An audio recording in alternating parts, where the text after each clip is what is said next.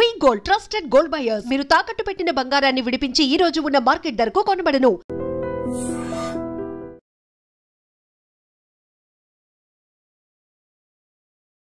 Hello everybody, అందరికీ నమస్కారం.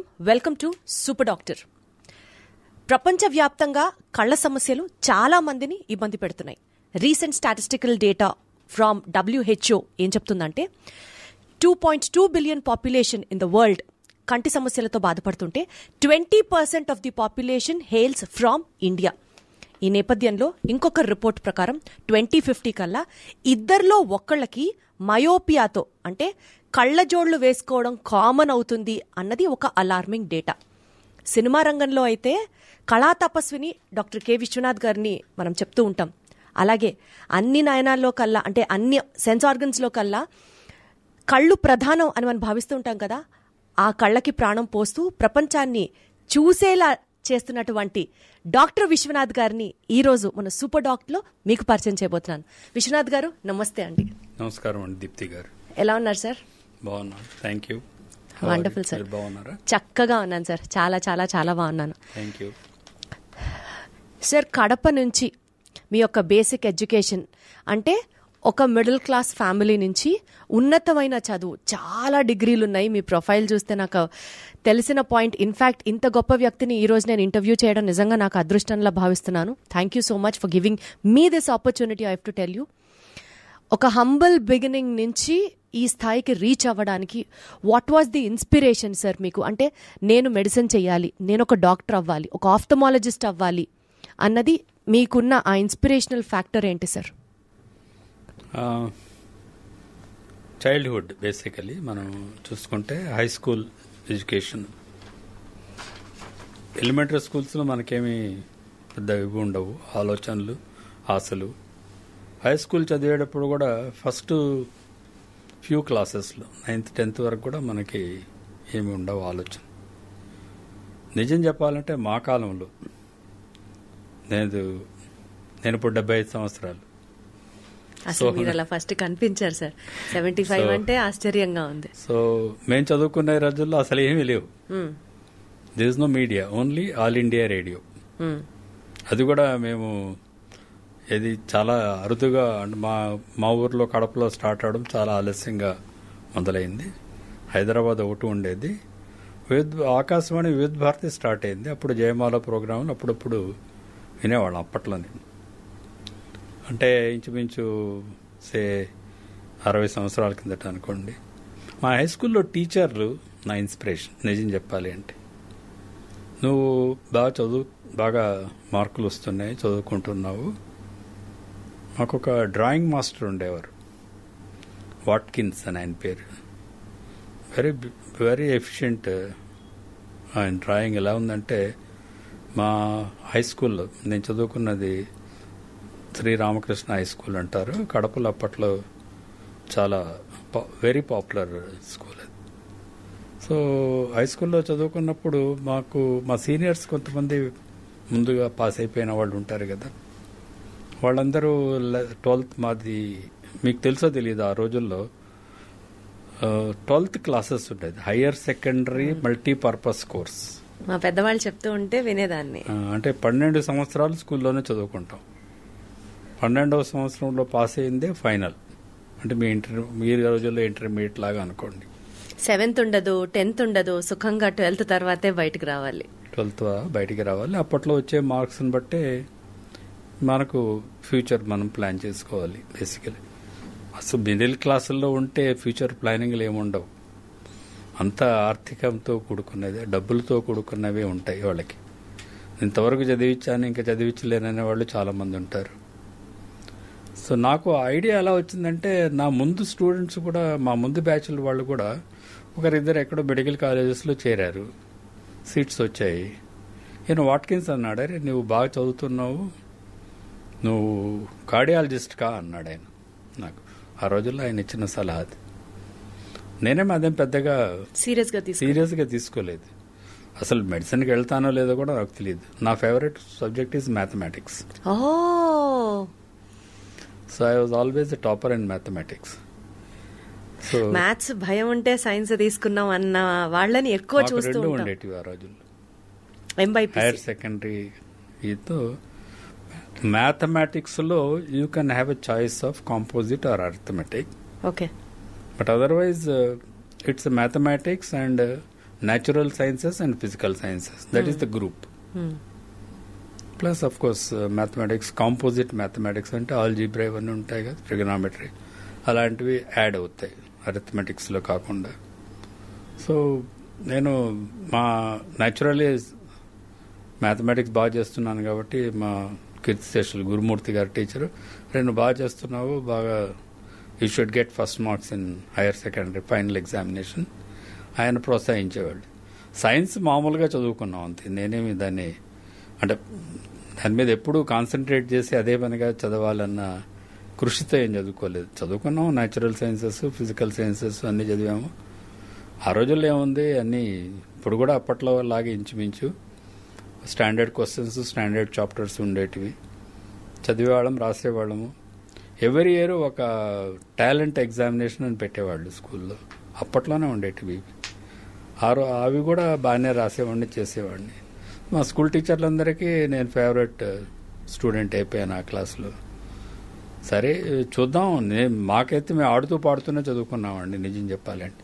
Sir అప్పట్లో ఇంత కాంపిటీషన్ ఎక్కడుంది సార్? అసలు మనం ముందు ఏం చేద్దాం అనేది ఏమి ఉండదు. మన ఇంట్లో మనం ఉన్నాం, తల్లిదండ్రులు చూసుకుంటున్నారు. నా హైయర్ సెకండరీ కోర్స్ అయిపోయాడు, మా అన్నయ్య అప్పటికే ఇంజనీరింగ్ చేరాడు. నా 12th క్లాస్ అయిపోయేటప్పటికి ఆయన తిరుపతిలో ఎస్వి ఇంజనీరింగ్ కాలేజ్ అని first one of the oldest engineering colleges. So ఎప్పుడైనా మన ఇంట్లో ఎవరైనా కూడా మన ముందు ఉన్న వాళ్ళని చూస్తే మనం వాళ్ళ గురించే మనం ఆలోచిస్తుంటాం. వాళ్ళే మనకు మార్గదర్శకుల్లో కూడా ఉంటారు చాలా మిడిల్ క్లాస్. అన్నయ్య ఇంజనీరింగ్ చదివాడు కూడా, నేను కూడా ఇంజనీరింగ్ చదువుతాం వల్లే మ్యాథమెటిక్స్లో మార్క్స్ వస్తే సీట్ వస్తుందంట. ఇలాంటివన్నీ మేము ఆలోచన. సరే నేను అప్పట్లో ఏం అంత సీరియస్ కూడా తీసుకోలేదు, రొటీన్గానే చేసేవాళ్ళం.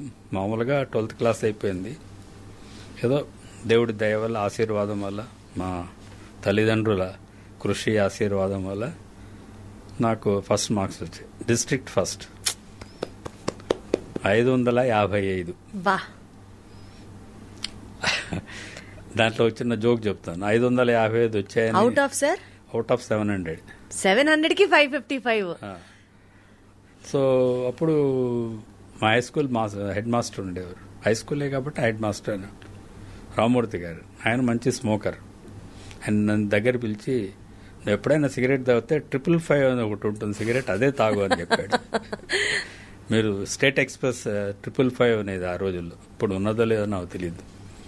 అదే ఒక suppose to be good brand or super brand cigarette మా రోజుల్లో.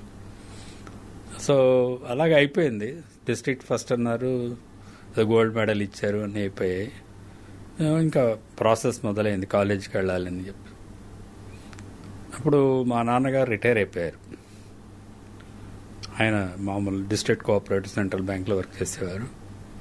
నేను ఇట్లా అప్లై చేయాలి, అన్నయ్య ఉన్నారు కదా, నేను కూడా ఇంజనీరింగ్ కాలేజీకి అక్కడ అప్లై చేయమంటారా? మెడికల్ కాలేజీల్లో కూడా, ఇందులో కూడా మార్క్స్ బాగా వచ్చాయి. మ్యాథమెటిక్స్ సార్ అయితే బాగా చెడ్డ తిట్టేశాడు నన్ను, ఎందుకంటే మ్యాథ్స్ కంటే సైన్స్లో ఎక్కువ మార్కులు వచ్చాయి. మళ్ళీ మీకు మ్యాథ్స్ ఫేవరెట్ సబ్జెక్ట్. ఇదేంట్రా ఇట్లా, అందులో 80s వచ్చాయి, ఇందులో ఏమో 75 వచ్చి 6 మార్కులే తేడా. ఆయనకే చాలా కోపం వచ్చింది. ఆయనకి 81 అంతా యావరేజ్ అంటారు మ్యాథ్స్ సైన్సెస్. సో మా టీచర్లు వాళ్ళు అంతా అసెస్ చేస్తారేమో, అంత ముందుకు బ్యాచెస్ వాళ్ళందరికీ 70s వచ్చిన వాళ్ళకి కూడా 70 మార్క్స్ వచ్చిన వాళ్ళకి కూడా ఇంజనీరింగ్ మెడిసిన్ సీట్స్ వస్తున్నాయి కాబట్టి నీకు కూడా వస్తుంది అన్నారు వాళ్ళు. ఆ రోజులంతా ఓన్లీ బేస్డ్ ఆన్ మార్క్స్.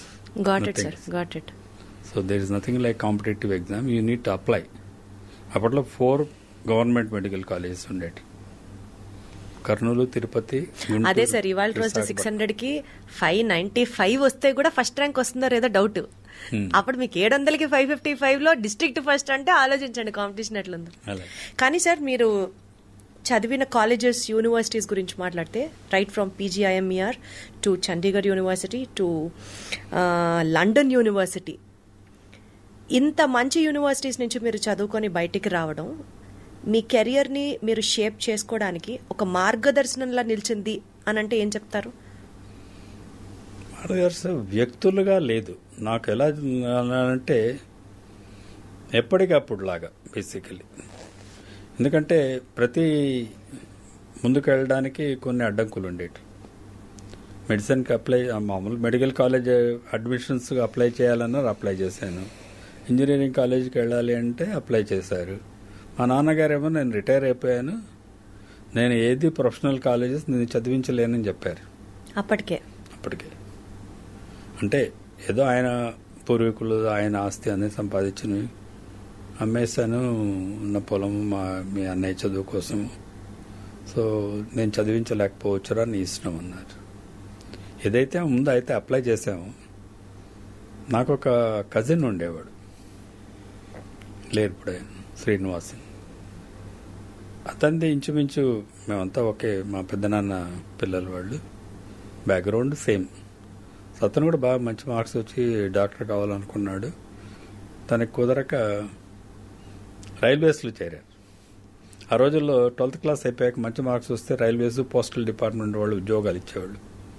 వాడితో మామూలుగా ఏదో ఇలాగ ఊరికి వెళ్ళి మాట్లాడుతుంటే, నువ్వు కూడా అప్లై చేయరా, నీకు కూడా వచ్చేస్తుంది, నేను ఇప్పుడు అసిస్టెంట్ స్టేషన్ మాస్టర్ అయ్యాను, నువ్వు కూడా నీకు వచ్చిన మార్క్స్ రైల్వేస్లో ఖచ్చితంగా వస్తుంది ఉద్యోగం. అదొక ఐడియా ఉండింది మనసులో. సో మా నాన్నతో అన్నాను, ఇట్లా సీను అన్నాడు, మరి దానికి అప్లై చేయమంటే నాకేం తెలియదు, నువ్వే ఆలోచించుకో అన్నారు. సరే చూద్దాము, అడ్మిషన్లు వచ్చాక కదా. ఈ మెడికల్ కాలేజ్ అడ్మిషన్స్ ఆ 60 సంవత్సరాల నుంచి ఇవాళ వరకు నా ఉద్దేశంలో ఎప్పుడూ లేట్ అవుతాయి. మీరు గమనించారో లేదు? అవును సార్, అవును. ఆ సంవత్సరం వేస్ట్ అయిపోవాల్సిందే. ఆ సంవత్సరం కాదు కానీ మామూలుగా అందరూ మే జూన్లో అడ్మిషన్లు కాలేజీలు స్టార్ట్ అవ్వాలి. అక్టోబర్ నవంబర్ ఇవి ఎప్పుడు సెప్టెంబర్ అక్టోబర్ అవుతుంది. మాది కూడా సెప్టెంబర్ అడ్మిషన్. సో అందులో ఏం మార్పులు లేవు. ఎందుకు అవుతున్నాయో ఇలాగా నాకు కూడా తెలియదు, కానీ మొత్తానికి అలా ఉండేది.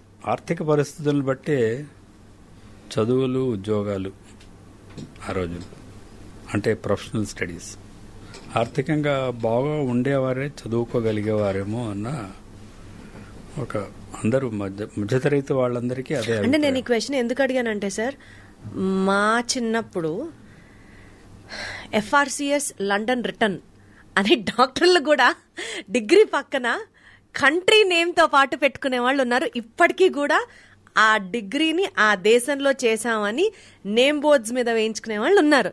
మీరు లండన్ యూనివర్సిటీ నుంచే చదువుకొని వచ్చారు కాబట్టి ఆ ఇంపాక్ట్ మీ మీద సైకలాజికల్గా, నేను అక్కడికి వెళ్ళి చదువుకున్నాను కానీ వచ్చే పేషెంట్స్ మిమ్మల్ని వాల్యూ చేసే విధానంలో కానీ, did you find that difference? I don't think so. Really, sir? Absolutely. Oh. Because I never మీరు అంటున్నట్టు అలా అడ్వర్టైజ్ చేసుకోలేదు. ఫస్ట్ ఆఫ్ ఆల్ ఇవన్నీ ఆపర్చునిటీస్ వచ్చినప్పుడు నేను వాటిని సదవకాశంగా మార్చుకున్నాను, నిజం చెప్పాలి అంటే. సో కాలేజీలో చేరడం అనేది కూడా చాలా కష్టం మీద చేరాను. మెడికల్ కాలేజ్ ఇంజనీరింగ్ అడ్మిషన్ వచ్చేసింది, జూన్ కల్లా సీట్ వచ్చింది, వెళ్ళాలి. మా అన్నయ్య అన్నాడు, వద్దు చేరొద్దు, నువ్వు మెడికల్ కాలేజ్ అడ్మిషన్ అనౌన్స్ చేసేంత వరకు వెయిట్ చేయాలి.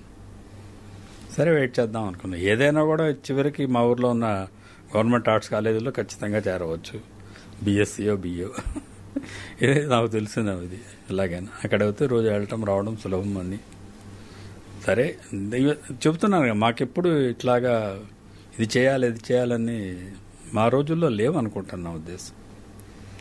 మరి నాకైతే మిగిలిన వాళ్ళ సంగతి తెలియదు, కానీ మా బ్యాచ్లో ఇద్దరికి అడ్మిషన్స్ వచ్చాయి మెడికల్ కాలేజ్. తను ముస్లింకి, అబ్బాయి ఇక్కడ గల్ఫ్లో ఉన్నాడు ఇప్పుడు. సో వచ్చాయి అడ్మిషన్స్.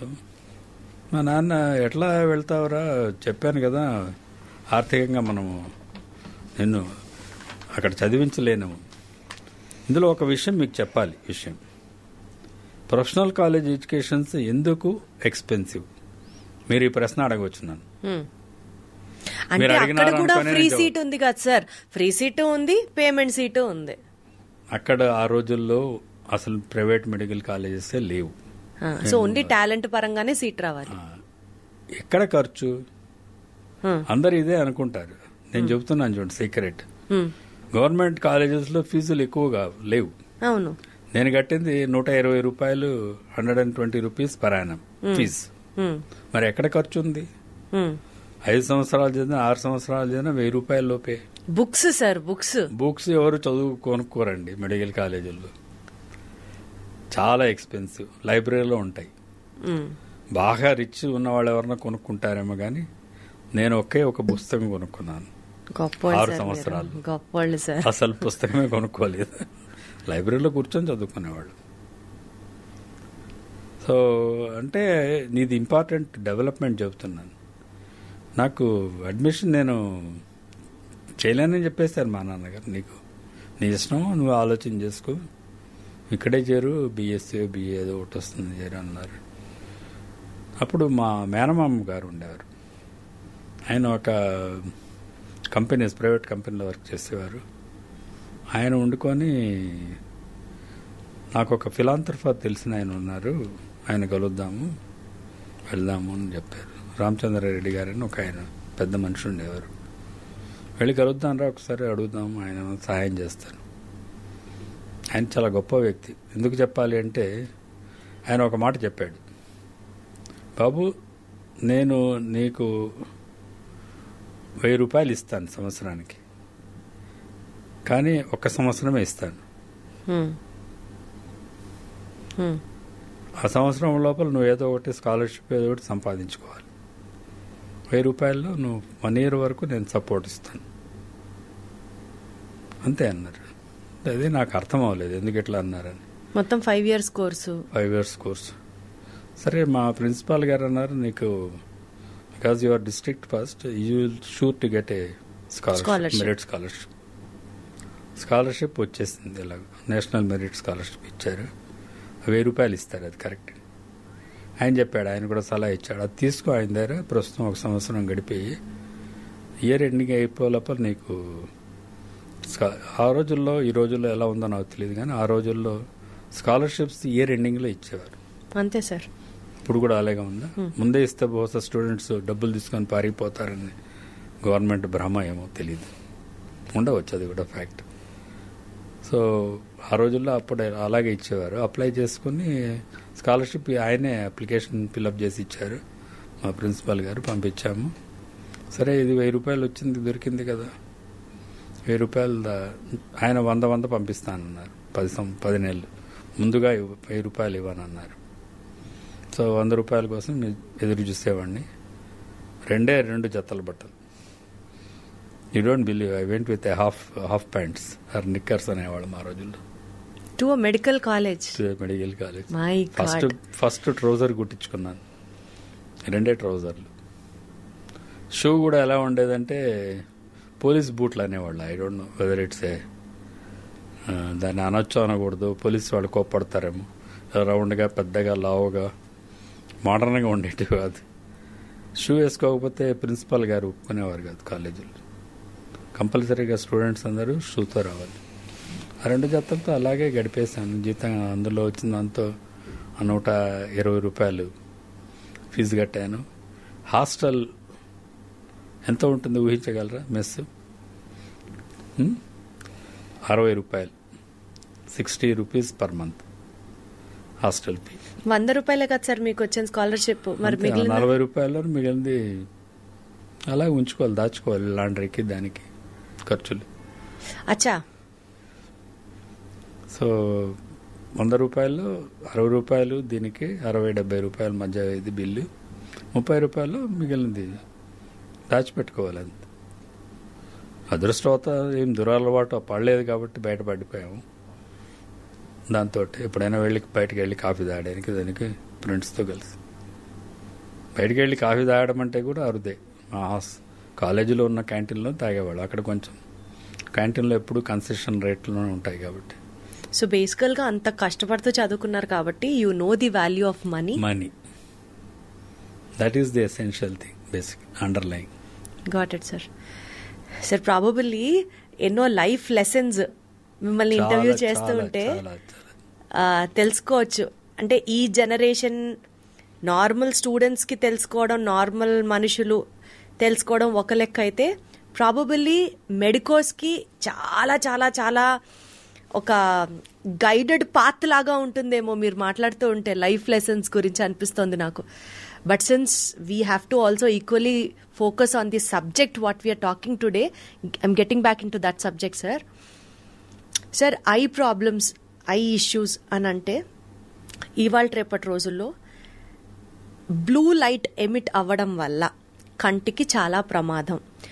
అది ఎంత ప్రమాదమైన స్థాయికి వెళ్తోందో అన్నది జనాలు ఆలోచించుకోవడం మానేసి, probably you have to let it know, కళ్ళజోడు పెట్టేసుకొని బ్లూ లైట్ కోసం షేడ్స్ అంటే ప్రొటెక్టర్స్ కళ్ళజోడికి యాడ్ చేసుకుంటే ఎన్ని గంటలు బ్లూ లైట్ ఎమిట్ అయినా పర్లా. కళ్ళజోళ్లకి బ్లూ లైట్ ప్రొటెక్షన్ గ్లాసెస్ పెట్టుకోవడం ఒక ఎత్తు అయితే, సెల్ ఫోన్ దగ్గర నుంచి ల్యాప్టాప్స్ దగ్గర నుంచి స్క్రీన్స్ ఏదైతే ఉంటాయో వాటన్నిటికీ కూడా బ్లూ లైట్ ప్రొటెక్షన్ చేసేస్తున్నారు. అంటే ఎమిట్ అయ్యే లైట్ ఇంకా బ్లూ లైట్ ఉండదన్నమాట, మన కంటికి మంచి లైట్ వస్తుంది. Is it safe sir, or how do we have to overcome this? అసలు నిజంగా ఈ బ్లూ లైట్ ప్రొటెక్టింగ్ గ్లాసెస్ పనిచేస్తాయా is my point first. I think we should go back to what is the blue light and how is it related to eyes. Okay, blue light కంటికి ఏం సంబంధం? Wonderful sir, correct. అది ఉంటేనే కదా దాని గురించి, దాని వల్లే ప్రమాదం అని మాట్లాడుకుంటున్నాం. అసలు బ్లూ లైట్ అంటే ఏంటో తెలియాలి. బ్లూలో ఉన్న ultra violet rays okay or they can damage the surface of the కన్ను పైన భాగానికి, దాని మీద కొంత డ్యామేజ్ రావచ్చు. కంటి వెనకాల రెటీనా ఉంటుంది. మనకు రెటీనా అనేది కంటి యొక్క దాని ఆర్గన్ చెక్ చేసుకుంటా అవయవం ఎలా ఉంటుందంటే, కన్ను అనేది ఒక కెమెరా. నేను చెప్పేది అందరికీ, కెమెరాకి ఒక కార్డ్ ఉంటుంది, కెమెరాకి ముందు లెన్సెస్ ఉంటాయి. లెన్సెస్ అనేటివి ఏమిటంటే కంటి ముందు మనకు ఒక నలుపుగా ఉంటాయి మన కళ్ళన్నీ. అది నలుపు కాదు కదా, మరి అసలు ఈ ఫ్యాక్ట్ కూడా చాలా మందికి తెలియదు. నల్లగుడ్డు అంటాం. నలుపుదనం ఎక్కడ ఉన్నది? నలుపుదనం కంటి పాపలో ఉన్నది. మన పైన కనిపించే నలుపు అనేది it's a transparent layer. Okay, me watch glass, ఇప్పుడు మీరు వేసుకున్న watch glass brown, glass brown కాదు కదా. గ్లాస్ బ్రౌన్ కాదు, correct. Glass is a clear glass. దాని వెనకాల ఉన్న బ్యాక్ డ్రాప్ బ్రౌన్. అలాగే నల్లగుడ్డుకు వెనక ఉన్న బ్యాక్గ్రౌండ్ ఐరిస్, మధ్యలో కంటిపాప ఉంటుంది. సో ఈ ఐరిస్ మనకు ఏషియన్స్ అందరికీ, Caucasians whatever you call them, black, brown, dark, వీటిలో షేడ్స్లో ఉంటుంది. డార్క్ బ్రౌన్ ఉండవచ్చు, బ్లాక్ ఉండవచ్చు. వెస్ట్రన్ కంట్రీస్లో ఉన్న వాళ్ళందరికీ గ్రీన్, బ్లూ ఉంటాయి. ఎల్లో కలర్స్ అంటే ఏమి ఉండవు, అవన్నీ కాంటాక్ట్ లెన్సులు పెట్టుకున్నవే ఉంటాయి. గ్రీన్, బ్లూ, ఇక్కడైతే dark red, dark black or brown. ఈ కలర్స్ మన ఐరిస్ కలర్స్. మనకు పిగ్మెంట్ ఎక్కువ శరీరంలో. మనం ఎందుకు డార్క్గా ఉన్నాము? శరీరంలో మనకు మెలనిన్ అనే పిగ్మెంట్ ఎక్కువ ఉంటుంది. సో మన శరీరంలో ఆ పిగ్మెంట్ని బట్టి మన స్కిన్ కలర్ ఉంటుంది. తక్కువ ఉంటే తక్కువ, పూర్తిగా పోతే విటిలిగో, ల్యూకోడర్మా. పూర్తిగా శరీరం అంతా పూర్తిగా ల్యూకోడర్మా, విటిలిగో ఉన్నవాళ్ళు ఫారినర్ ఏమో అనుకుంటారు వాళ్ళని చూస్తే. Correct sir. వాళ్ళ జుట్టు కూడా రెడ్గా ఉంటుంది కాబట్టి. సో కలర్ని బట్టి అలా వస్తుంది. సో ఆ లెన్సెస్ అనేటివి ముఖ్యం మన కంటికి. కెమెరాకి లెన్స్ పాడవుతే there is no image creation behind. అది డిజిటల్దైనా కానివ్వండి, వాట్ ఎవర్ రెగ్యులర్ ఫిల్మ్స్ అయినా కానివ్వండి, పోలరాయిడ్ కానివ్వండి, దాని మీద పడే ఇమేజ్ మన ముందు ఉన్న కన్ను కార్నియా లోపల ఒక లెన్స్, క్రిస్టలైన్ లెన్స్ ఉంటుంది. Beautiful lens made by the God that has got a condensing power of both together. It's about 60 diopters power. అంటే ఒక 60 diopters కాన్వెక్స్ లెన్స్ మన కంటి ముందు ఉన్నది. అది any images can be that will create an image on the retina. ఇమేజ్ని optic nerve ద్వారా మెదడు వెనకాల భాగానికి పంపిస్తుంది. దేవుడు ఎంత బాగా సృష్టించాడు చూడండి. కన్ను ముందు పెట్టాడు, కంటి చూపు తెలివి వెనక్కి పెట్టాడు. ఆక్సిపిటల్ కార్టెక్స్ అంటాం. అక్కడికి వెళ్ళాక అక్కడే అదేం గ్రహించదు. అది ఆ ఇమేజ్ని మళ్ళీ ముందు ఫ్రంటల్ కార్టెక్స్ కు పంపిస్తుంది, ఫ్రంటల్ బ్రెయిన్ కి. ఈ ఇమేజ్ ఏమిటో నువ్వు చెప్పు అని. ఎంత కోఆర్డినేషన్ చూడండి సార్, ఎంత కోఆర్డినేషన్. సో ఇంత కాంప్లికేటెడ్ విజన్ ని కళ్ళు కంటితో చూస్తున్నాం అని అనుకోవడం మనం తప్పు. మనం చూస్తుందల్లా మెదడుతోటి. మెదడు సూపర్ కంప్యూటర్, ఎవరు క్రియేట్ చేయలేరు ప్రపంచంలో. It can never be imitated. Take it from me, because it's not at understood. I don't know how many billions of cells are there. Each cell has got an activity designed to do. Great. Understand, Almighty sir. is great. So ఇప్పుడు blue light అనేది మీరు blue light అనేది lens మీద పడ్డప్పుడు దాని మీద కొంత erosions రావచ్చు కొంతమందికి. అచ్చా. తర్వాత ఎక్కువ కాన్సన్ట్రేటెడ్ గా రెటీనా మీద పడ్డప్పుడు కూడా రెటీనాలో మధ్య భాగంలో మ్యాకులా మీద దాని ఎఫెక్ట్ రావచ్చు.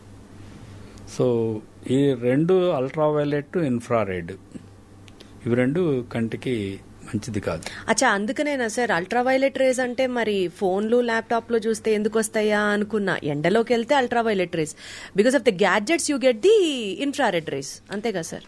అందుకే I don't see any reasoning basically by all the gadgets, most of the gadgets we can say they are inbuilt with the protection from the ultraviolet rays. All the screens today's market original గా వచ్చినప్పుడు అప్పుడు TV screen కూడా చూడవద్దని చెప్పేవారు.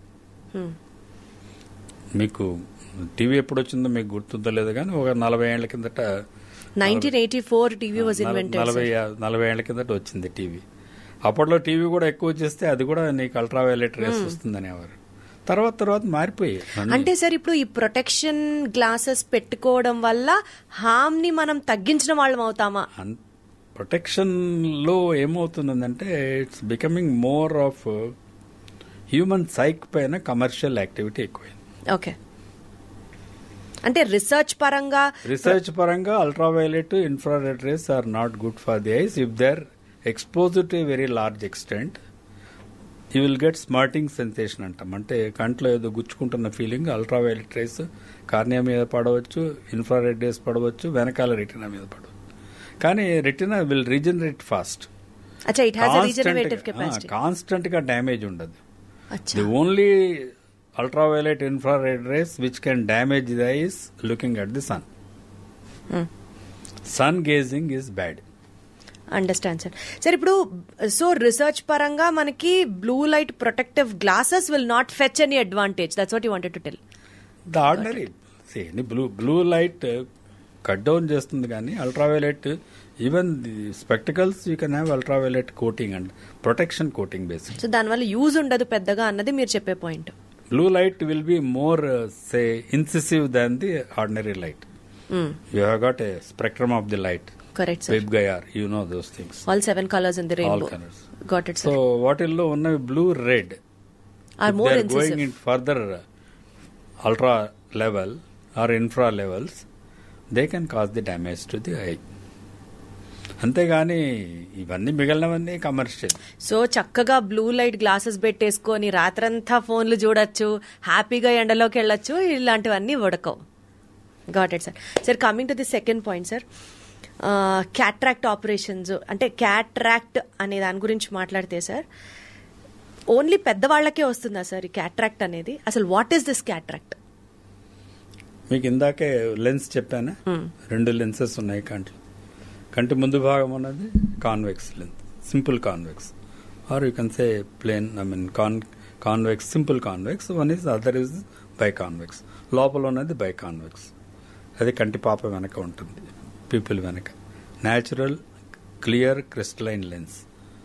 అది మెల్లిగా opacity వస్తుంది. కొన్ని మీరు అడిగారు, అవి తర్వాత చెబుతాం. అప్పుడే పుట్టిన వాళ్ళకి కూడా క్యాట్రాక్ట్ రావచ్చు. సో అది చెప్తాను తర్వాత.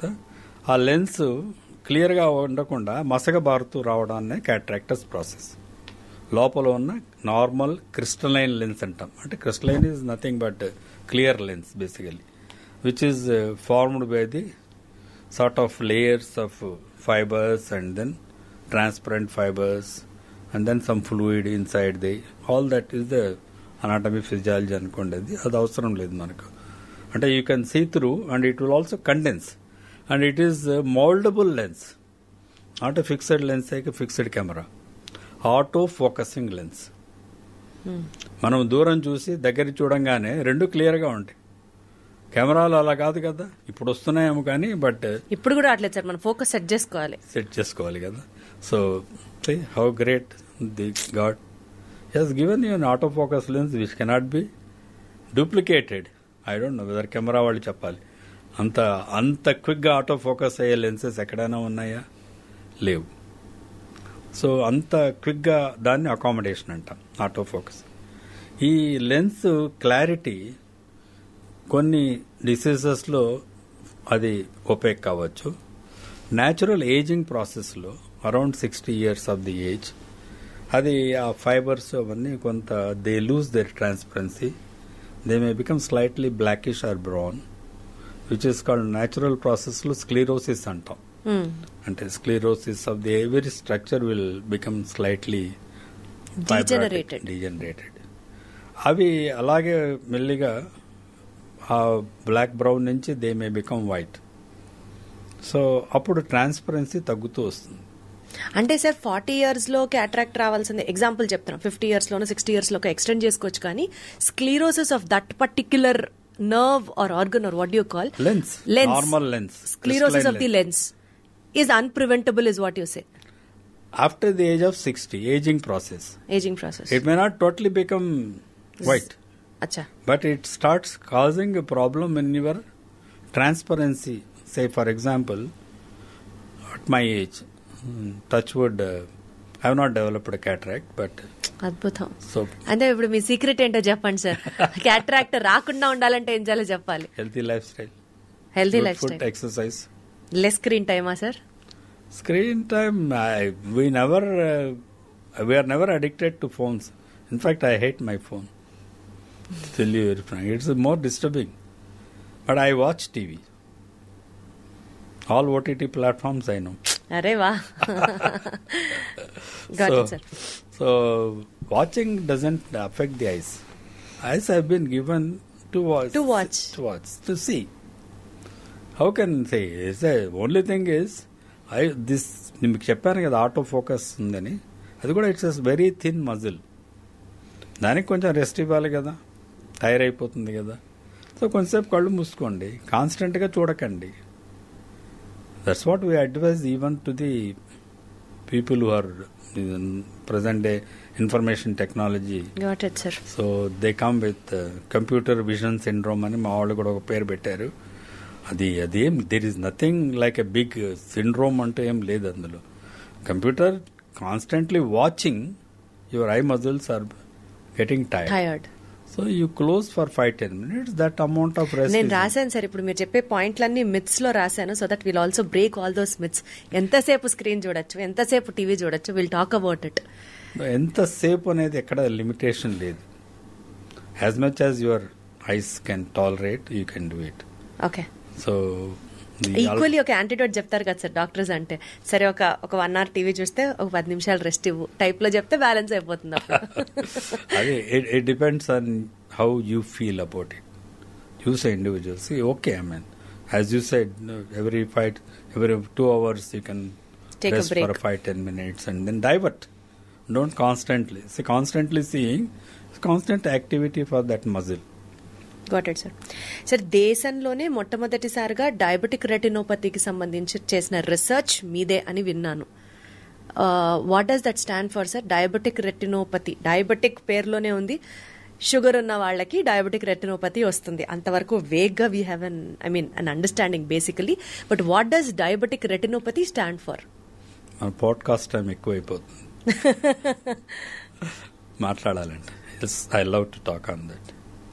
మీరు అడిగిన క్యాట్రాక్ట్ మీకు అర్థమైపోయింది? అర్థమైంది సార్. ఆ క్యాట్రాక్ట్స్ కూడా డయాబెటీస్ వల్ల త్వరగా రావచ్చు. అక్కడి నుంచే స్టార్ట్ చేద్దాం. Diabetes is a metabolic disease basically. Correct. It's not a disease, metabolic disorder. Very well said sir. Okay.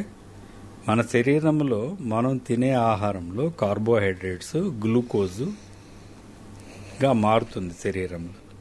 Glucose మన శరీరానికి అవసరం, ఎనర్జీ ఇవ్వాలి. Every cell requires glucose. Every single billions of cells what we have. So,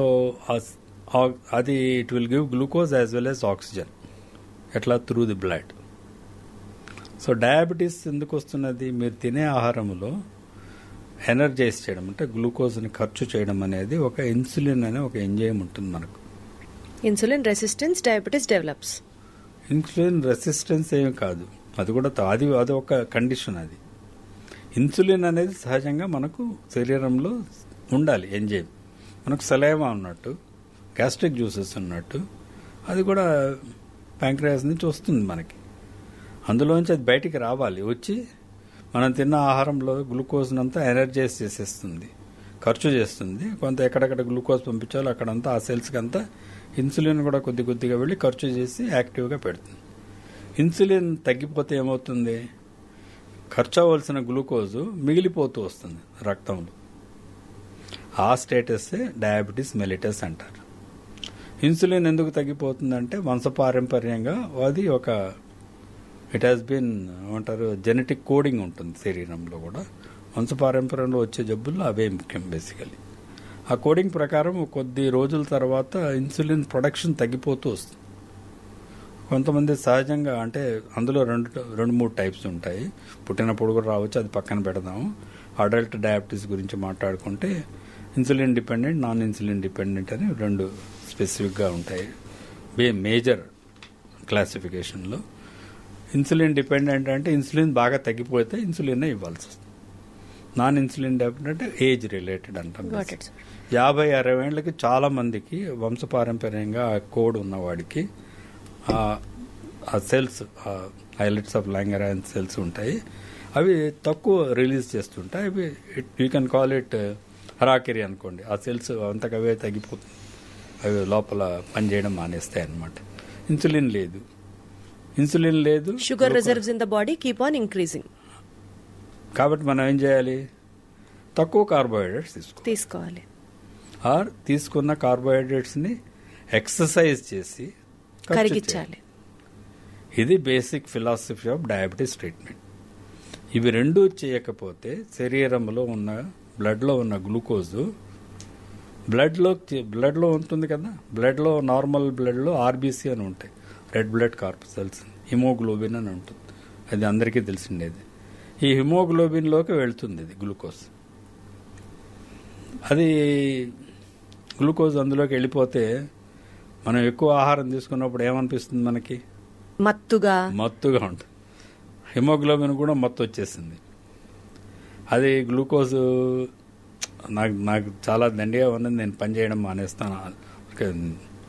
ఉదాహరణకు చెప్తున్నాను. అది glucose ఇవ్వాలి, oxygen ఇవ్వాలి. Oxygen ముఖ్యంగా ఇవ్వాలి శరీరంలో సెల్స్. ఆక్సిజన్ క్యారీయింగ్ కెపాసిటీ అంటాం హిమోగ్లోబిన్, అది తగ్గిపోతుంది. దాంట్లోకి గ్లూకోజ్ చేరుతుంది దాన్ని, కాబట్టి అది గ్లైకేషన్ ప్రాసెస్ అంటాం. అది కాదు, దాన్ని ముఖ్యంగా glycated haemoglobin, got it sir, HbA1c అని ఉంటుంది. అది ఎస్టిమేట్స్ చేసుకుంటూ ఉండాలి. For every 3 months you get the HbA1c rate. That's a customary. అందరూ ఎప్పుడో అప్పుడు చేసుకోవచ్చు.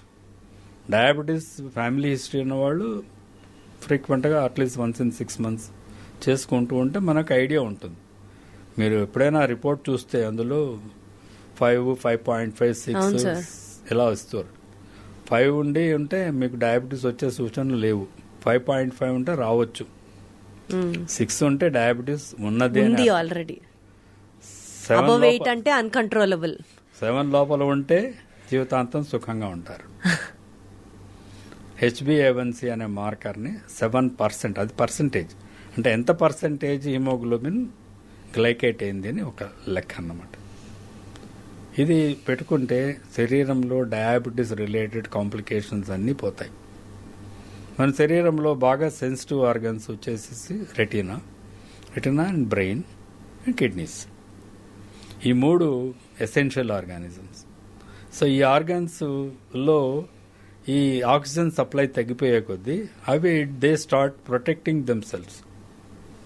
సో ఆక్సిజన్ క్యారీయింగ్ కెపాసిటీ తగ్గిపోయినప్పుడు ఆక్సిజన్ హిమోగ్లోబిన్ ఇస్తాట్ మీరే అన్నారు కదా మత్తుగా ఉంటుందని. బ్లడ్ ఫ్లో కూడా అందులో అంటే we call it hyper viscosity అంటాం. సాంద్రత ఎక్కువైపోతుంది.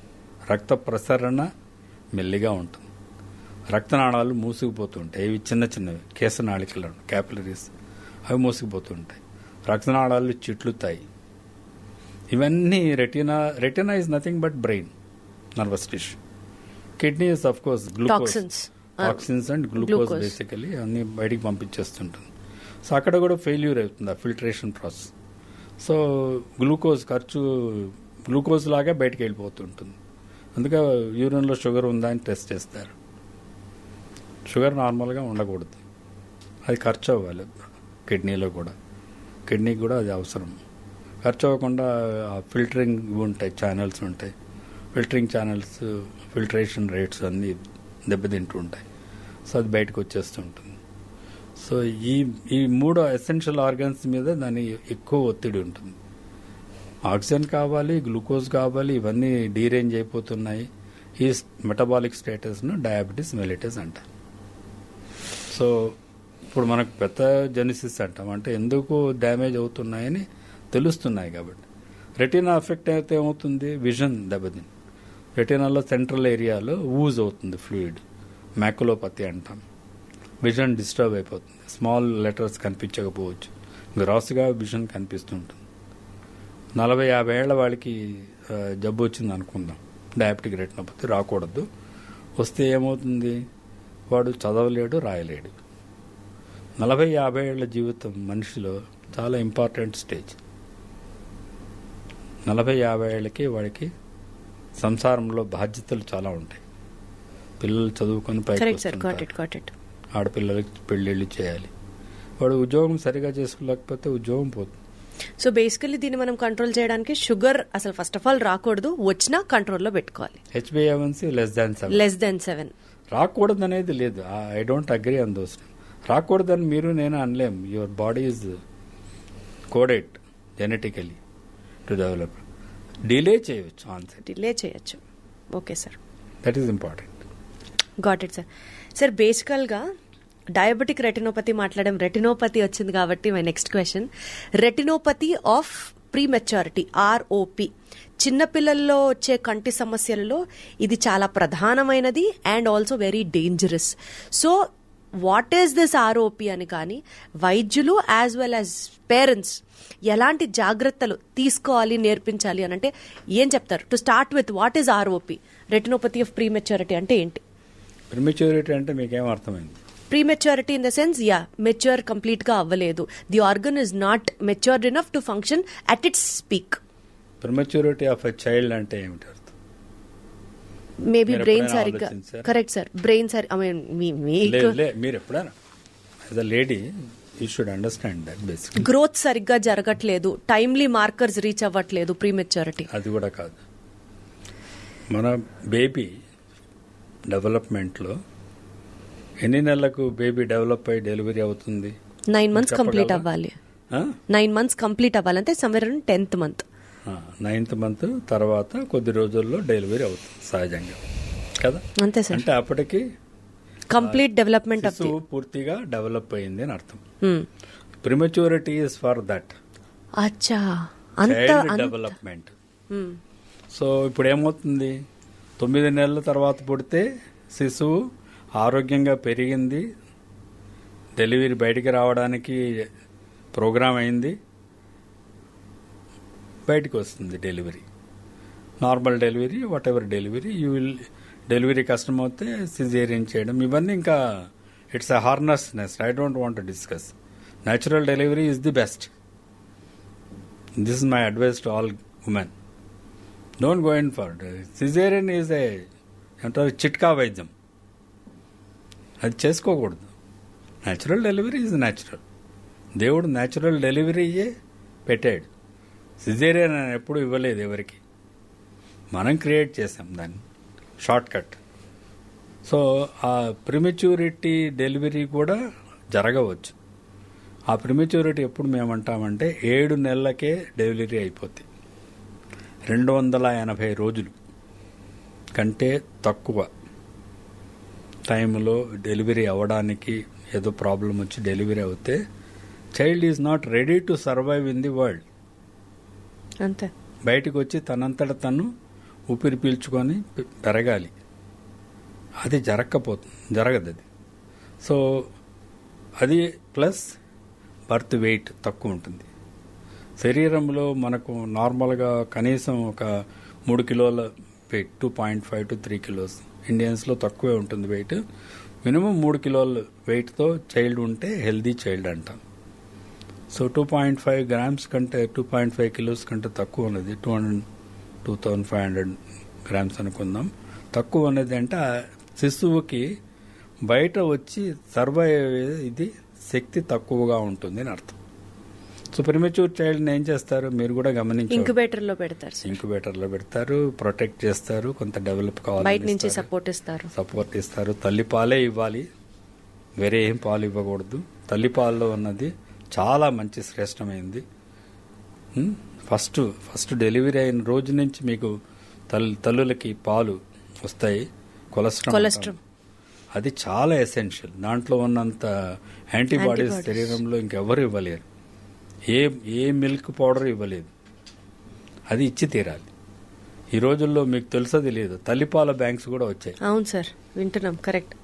ఓకే, అవి ప్రిమిటివ్ చిల్డ్రన్కి ఇచ్చారంటే వాళ్ళకి రెసిస్టెన్స్ పెరుగుతుంది, శక్తి వస్తుంది, వాళ్ళంతట వాళ్ళు ఉండగలుగుతారు. సో ఆ స్టేజ్ లో ఉన్న వాళ్ళలో రెటీనాలో కూడా కొన్ని మార్పులు వస్తాయి.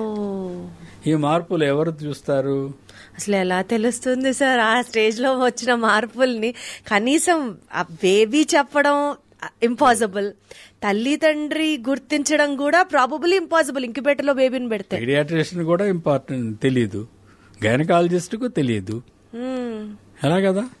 Absolutely sir, correct. ఎవరు చూస్తారు? వాళ్ళ కళ్ళు బయట చూస్తారు కానీ రెటీనా చూస్తారా? కాబట్టి ఇది వాళ్ళకి తెలియాలి. ఈ రెటీనా కూడా సరిగా డెవలప్ అయి ఉండదు. దాన్నే రెటినోపతి ఆఫ్ ప్రిమెచ్యూరిటీ అంటారు. మన ఇలా కళ్ళు ఇలా ఉంటే ఈ మధ్య పోస్టీరియర్ పోల్ అంటాం. ఈ సెంట్రల్ ఏరియా కొంత డెవలప్ అయింది, పెరిఫరీ అంతా ఇంకా డెవలప్ కాలే.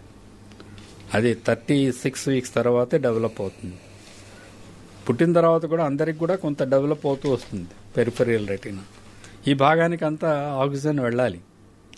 ఇది డెవలప్ అవ్వలేదు, బ్లడ్ వెజల్స్ అక్కడ ఆక్సిజన్ ఇవ్వటం లేదు, బయటకు వచ్చేసింది బిడ్డ. ఆ రెటీనాకి ఆక్సిజన్ కావాలి. అప్పుడు ఏం చేస్తారు? శరీరం ఏం చేస్తుంది? మీకు ఒక చిన్న ఇది చెప్తాను. మీకు ఎక్కడైనా చిన్న దెబ్బ తగిలింది అనుకోండి, చిన్న స్క్రాచ్, ఏమవుతుంది తర్వాత గమనించారా? బాడీ హీల్ అవడం స్టార్ట్ అవుతుంది. హీలింగ్ ఎలా అవుతుంది? చెక్కు కడుతుంది. అవును, ఎలా అవుతుంది అది? ఎప్పుడైనా ఆలోచించారా? అంటే ఫస్ట్ రక్త ప్రసరణ రావాలి దానికి. దాంట్లో ఆ చుట్టుపక్కల ఉన్న బ్లడ్ వెజల్స్, స్కిన్ లో కూడా ఉంటాయి బ్లడ్ వెజల్స్, అవి మెల్లిగా వెళ్ళి ఆ భాగానికి సప్లై చేస్తాయి. అది దెబ్బ తగిలిన డెప్త్ని బట్టి స్కార్ వస్తుంది. చిన్నది అవుతే స్కార్ లేకుండా హీల్ అయిపోతుంది, నార్మల్ స్కిన్ అవుతుంది, పైన చర్మం మీద గీచుకుంటుంది. అది ఎక్కడి నుంచి వస్తుంది? ఆ రక్తం సప్లై చేస్తున్నది. ఎక్కడవి? ఇప్పుడు ఈ వేలుకు నాకు రక్తం రావట్లేదు అనుకుంటే ఈ పక్క నుంచి వేలు నుంచి ఈ రక్తం దేనికి వస్తుంది? భగవంతుడు అద్భుత సృష్టి, ఆయన అట్లా ఇచ్చాడు డెవలప్మెంట్, అట్లా ప్రొటెక్షన్స్ ఇచ్చాడు బాడీకి. సో రెటీనాలో కూడా ఏమవుతుంది? రక్తం ఒక ఎగ్జాంపుల్, ఒక 10 రక్తనాళాలు 30 రక్తనాళాల్లో 10 రక్తనాళాలే పెరిగి ఉన్నాయి. 20 రక్తనాళాలు పెంచాలి కదా, దానికి రెటీనాకంతా ఆక్సిజన్ సప్లై చేయాలి కదా. కొత్తగా బ్లడ్ వెజల్స్ పెరుగుతాయి, ఇక్కడ కూడా పెరుగుతుంటాయి. ఇవి పెరిగి అవి మూసుకుపోతాయి, తర్వాత పర్పస్ అయిపోతాయి. రెటీనాలో కూడా బ్లడ్ వెజల్స్ పెరుగుతాయి. అవి ఏమిటి? క్యాపిలరీస్. మన వెంట్రుక కంటే సన్నగా ఉంటాయి, కేశనాళికలు అంటారు తెలుగు పదం క్యాపిలరీస్కి. మీరు ఎప్పుడైనా ఫిజిక్స్ కెమిస్ట్రీలో ఎక్స్పెరిమెంట్ చేసి ఉంటారు కదా, క్యాపిలరీ ట్యూబ్. అదేమవుతుంది? పట్టుకుంటేనే విరిగిపోతుంది. ఫస్ట్ దాన్ని జాగ్రత్తగా పట్టుకోమంటారు, టీచర్ తిడుతుంటాడు, ఎన్ని విరగొడతావరా క్యాపిలరీ ట్యూబ్స్ అంటాడు. చాలా సున్నితంగా ఉంటాయి. అంత సున్నితంగా ఉన్నది బ్రిటిల్, విరిగిపోయావు. కంట్లో కూడా రెటీనాలో ఉన్న క్యాపిలరీస్ కూడా బ్రిటిల్, దే విల్ బ్లీడ్. కంట్లో రక్తం వచ్చేస్తుంది. రక్తం వచ్చేస్తే ఏమవుతుంది? గుడ్డంతా రక్తం నిండుకొని ఉంటుంది. ఆ రక్తం మళ్ళీ గట్టగడుతుంది, వెనక రెటీనా మీద పొర లాగేస్తుంది దాన్ని. రెటీనల్ డిటాచ్మెంట్ అయిపోతుంది, కనుగుడ్డు సరిగా పెరగదు. రెటీనా పెరగదు, చూపు లేదు. So this is the cause of blindness. One of the causes of childhood blindness is retinopathy of prematurity. Absolutely I got it sir. అంటే ప్రీమెచ్యూర్ బేబీస్ లో one important element to be also looked for is this case. Premature చిల్డ్రనే కాదు, I will go further ahead. Every child has to be inspected. Every child organs have to be inspected thoroughly. అది paediatricians తప్పకుండా చేస్తారు, చాలామంది చేస్తుంటారు. కనుగుడ్డు సరిగా ఉందా, form అయిందా, బయట కనిపించేంత వరకు బాగుందా, రెటీనా బాగుందా, అది కూడా చూడాలి కంపల్సరీగా. అదే కనీసం ఒక 2-3 నెలల కన్నా వెళ్ళి డాక్టర్కి మనం చూపించుకోవాలి. కనుగుడ్లు పెరిగేటప్పుడు మీరు గమనించారు లేదు, అంటే మనం we are moving from retinopathy prematurity to other one. కళ్ళు మనం ఎట్లా ఉంటాయి, 2 కళ్ళు సమాంతరంగా తిరుగుతాయి. ఒక కన్ను ఇటు, ఒక కన్ను అటు, కాకిలాగా ఉండదు కదా మనకి. అటుపక్క చూస్తే 2 కళ్ళు అటు వెళ్తాయి, ఇటు చూస్తే 2 కళ్ళు వెళ్తాయి. అది దట్స్ ప్యారలల్ మూమెంట్. అది 2 కళ్ళలో ఉన్న ఇమేజ్ మనకు బ్రెయిన్లో ఒకటవుతుంది. సో ఈ కనుగుడ్డు తిరగడం అనేది కూడా ఫస్ట్ 4 to 6 వీక్స్లో దానికి స్టిమ్యులేషన్ వస్తున్నది, ఒక ఇమేజ్ ఫామ్ అవుతుంది. తల్లి మొహం కనిపిస్తుంటుంది, తండ్రి మొహం కనిపిస్తూ ఉంటుంది. అవి స్టెబిలైజ్ అవ్వడానికి, వాటి వైపు చూడడానికి కనుగుడ్డు. పుట్టిన పిల్లలకి అటు ఇటు పోతుంటాయి కళ్ళు. మీరు ఎప్పుడైనా అప్పుడే పుట్టిన బిడ్డని చూసారా లేదు? అయ్యో కళ్ళు ఏమి ఇటుపోతున్నాయని కొంతమంది తల్లులు కంగారు పడతారు. కానీ 4th వీక్ కల్లా అవి సెటిల్ అయిపోతాయి. 4వ ఇంచుమించుగా చెప్తున్నాను, 6 వారాలు అంటారు. ఒక నెల కల్లా 2 కళ్ళు ఒకే దాని మీద దృష్టి పెట్టడం మొదలవుతుంది. అది కూడా ఎసెన్షియల్ విజన్లో. సైమల్టేనియస్ పర్సెప్షన్ ఆఫ్ విజన్ అంటాం. First development of the vision, binocular fixation. Sir ఇంత చిన్న కళ్ళకి ఎన్ని టర్మినాలజీస్ ఉన్నాయి సార్, ఎన్ని జబ్బులు ఉన్నాయి. 2 కళ్ళు నిలకడగా ఒక వస్తువును చూడాలి, చూసేందుకు సైమల్టేనియస్ పర్సెప్షన్. 2 కళ్ళు దాని మీద దృష్టి పెట్టాలి. దృష్టి పెట్టినప్పుడు స్టీరియాప్సిస్ డెవలప్ అవ్వాలి. ఇవంతా ఎప్పటికి డెవలప్ అవుతాయి తెలుసా? చైల్డ్లో 9-10 సంవత్సరాల వరకు డెవలప్మెంట్ అవుతూనే ఉంటాయి. కళ్ళకి సంబంధించి, కళ్ళకి కాదు, విజన్ కళ్ళుతో చూస్తున్నాయి. కళ్ళు సరిగా processing of the vision starts from the day 1 and then the vision, binocular vision development is complete by 9th or 10th year of the life. Sir ఈ 10 సంవత్సరాల లోపల పిల్లల్ని పుట్టినప్పటి నుంచి కళ్ళు పరీక్ష చేయడం అనేది చాలా అత్యంత అవసరం. Mandatory step. అర్థం అవుతుంది సార్ నాకు. సార్ బేసికల్గా ఇన్ని సమస్యలు అంటే ఒకప్పుడు సార్ కళ్ళకి జోళ్లు ఓ ఏజ్ వచ్చాక వస్తాయి, సో కంటి సమస్యలు ఒక ఏజ్ వచ్చాక డెవలప్ అవుతాయి అన్న ఒక వర్షన్ నుంచి ప్రీమెచ్యూర్ బేబీస్ లో కూడా కంటి సమస్యలు ఉంటాయి అని తెలుసుకున్నాం ఇప్పుడు ఇంటర్వ్యూలో జరిగింది సార్. ఆరోగ్యశ్రీలో బోలెడు పథకాలు, అంటే బోలెడన్ని ఐ ప్రాబ్లమ్స్ ని కూడా జాయిన్ చెయ్యాలి అని మీరు ఫైట్ చేసిన వాళ్ళలో ఒకళ్ళని విన్నాను. దాని గురించి చెప్పండి సార్. మీరు ఆ మిషన్ అచీవ్ చేశారా? Wonderful sir, super. లేదు, ఆరోగ్యశ్రీలో మొదలు పెట్టినప్పుడు ఏదైనా వైద్యం 50,000 రూపాయలు కార్పొరేట్ హాస్పిటల్స్లో ఖర్చు అవుతుంటే బీదవాళ్ళు దాన్ని చేయించుకోలేరని చెప్పి ఉద్దేశంతో రాజశేఖర రెడ్డి గారు మొదలుపెట్టారు. ఆయనే స్టార్ట్ చేశారు. అందులో 2 సంవత్సరాల వరకు అదే నడుస్తున్నది. నాకు ఒక అవకాశం దొరికింది. అప్పుడున్న హెల్త్ సెక్రటరీ గారు అగర్వాల్ గారు ఉన్నారు, ఆయనతో మాట్లాడాను. ఇలా మీరు ఇట్లా ఇంత ఇది చెబితే బీదవాళ్ళలో అప్పుడే పుట్టిన పిల్లల్లో చాలా మందిలో చైల్డ్హుడ్ బ్లైండ్నెస్ అని ఉంది. ఇవన్నీ అన్ని చోట్ల వైద్యం జరగట్లేదు ఇప్పటికి కూడా. ప్రపంచంలో మీరు అన్నారు కదా, కన్ను అంటే కళ్ళజోడు వేసుకోవడం, క్యాటరాక్ట్ ఆపరేషన్, ఇవి అన్ని చోట్ల దొరుకుతుంది. మిగిలిన వైద్యాలు స్పెషలైజ్డ్ వైద్యాలు అయిపోయాయి. మెల్లకన్ను వచ్చింది, వాడికి ఏదో కనుగోడు తిరుగుతున్నది, వాడికి చూపు లేదు. ఒక చైల్డ్, సింపుల్ ఎగ్జాంపుల్ ఆయనకి చెప్పాను. ఒక చైల్డ్ పుట్టుకతో చూపు లేకుండా పుట్టింది అనుకుందాం. ఐ డోంట్ వాంట్ యూజ్ గుడ్డి, it's a very bad word. చూపు తక్కువగా పుట్టింది అనుకుందాం. ఆ చైల్డ్, ఆ శిశువు 50 సంవత్సరాలు బతకాలి. పుట్టిన మీరు అన్నారు కదా ఇందాక స్టాటిస్టిక్స్ 1.5 మిలియన్ చైల్డ్ బ్లైండ్ అనుకుందాం. 1.5 మిలియన్ అంటే ఎన్ని లక్షలు? 15 లక్షలు. 1.5 మిలియన్ చిల్డ్రన్కి 50 సంవత్సరాలు చూపు తక్కువగా పెరగాలి అంటే టార్చర్. అది కాదు, ఎంత అందవుతాం ఉందని. 50 ఇంటూ 1.5 ఎంత అవుతుంది? అవును సార్, చెప్పండి. 50 ఇంటూ 5 75 7.5 50 years బతికెత్తే child. 75 million blind years they have to live. That is the you have to look at that blindness. అదంత ఎంత భారం అది? చైల్డ్కి భారం, ఫ్యామిలీకి భారం, సంఘానికి భారం, ప్రభుత్వానికి భారం. ఇదే చెప్పాను. సో అట్లాంటివి ముందు గుర్తుపట్టాలి, వాటికి వైద్యం చేయాలి చేస్తారంటే బాగా చెప్పావు. I will give one chance for you to present this matter when there is a review meeting. You come and then present. I maintain. మీ విజన్ వల్ల అంతమందికి ఆరోగ్యశ్రీలో ఆ ట్రీట్మెంట్ చేయించుకొని విజన్ వచ్చేలా చేయగలుగుతున్నారు. అట్లీస్ట్ చేశారు.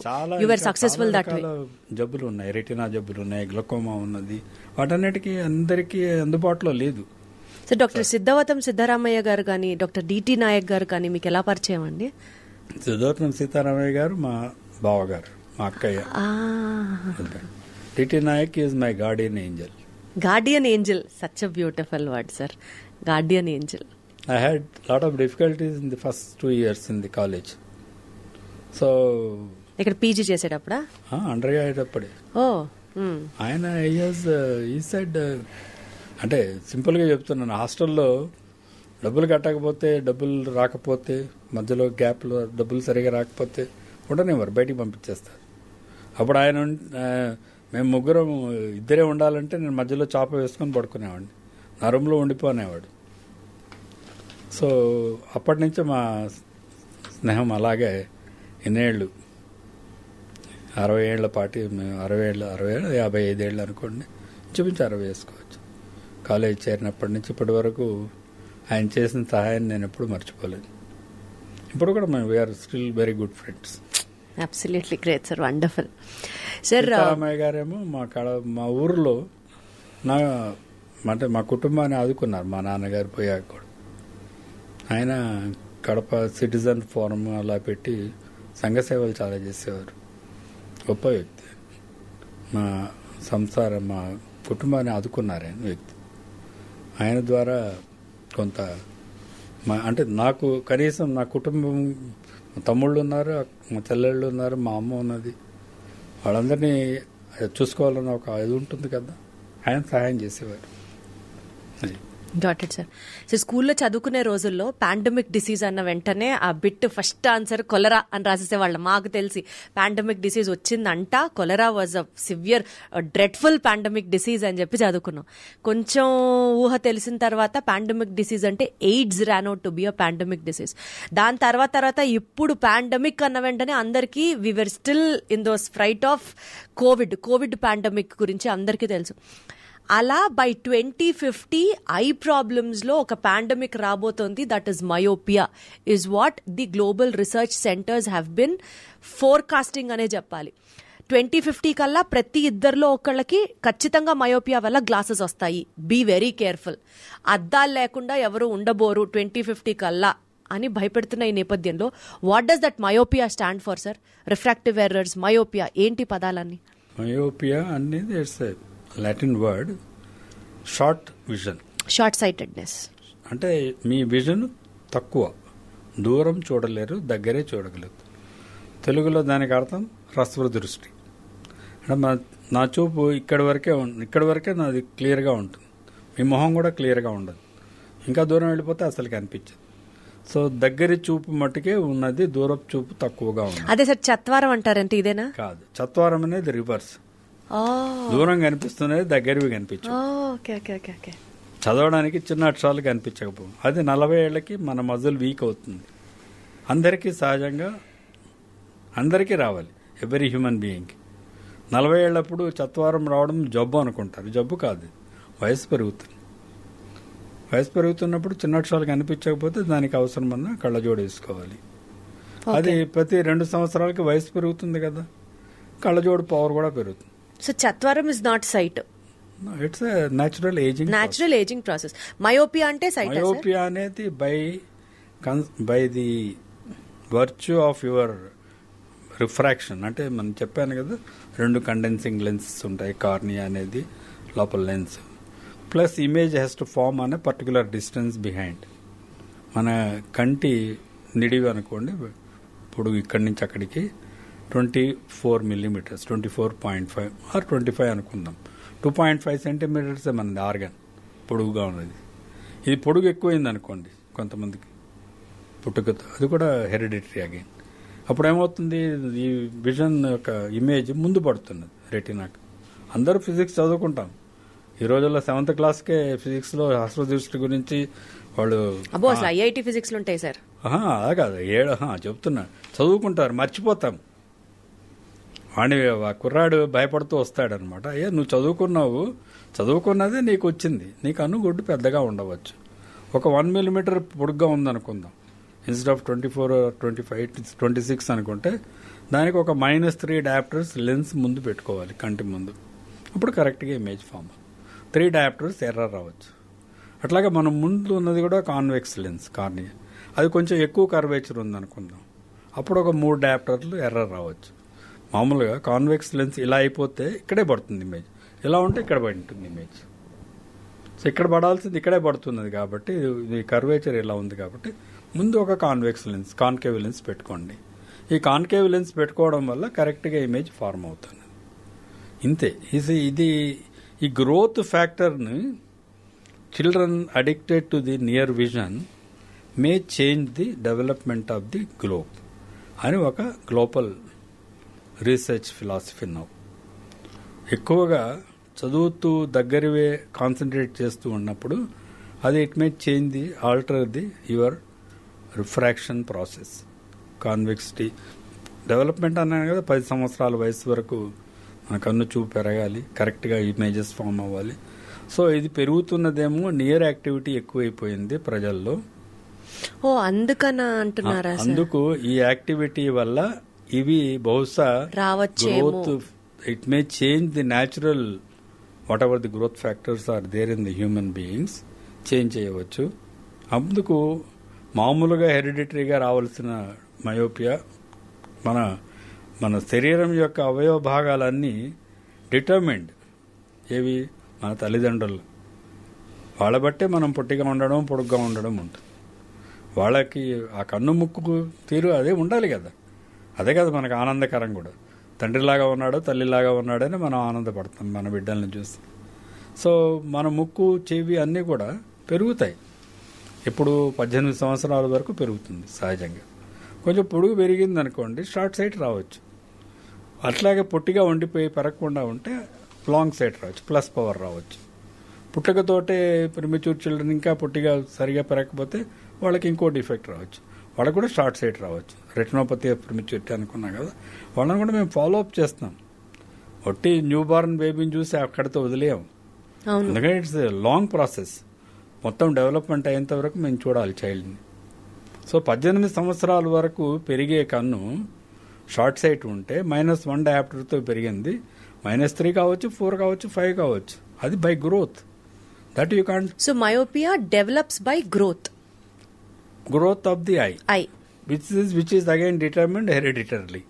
ఆ హెరిడిటరీ ఫ్యాక్టర్ ని ఈ మధ్య దగ్గర చూపు చూస్తూ దూరపు చూపు చూడటం అనేది తగ్గిపోవచ్చు కంట్లో. కాబట్టి ఆ రకమైన షార్ట్ సైట్ రావచ్చేమో అని ఒక పీపుల్. అంటే sir, can we summarise it this way, myopia 18 years దాటిన తర్వాత ఇంకా ప్రోగ్రెస్ అవ్వదు.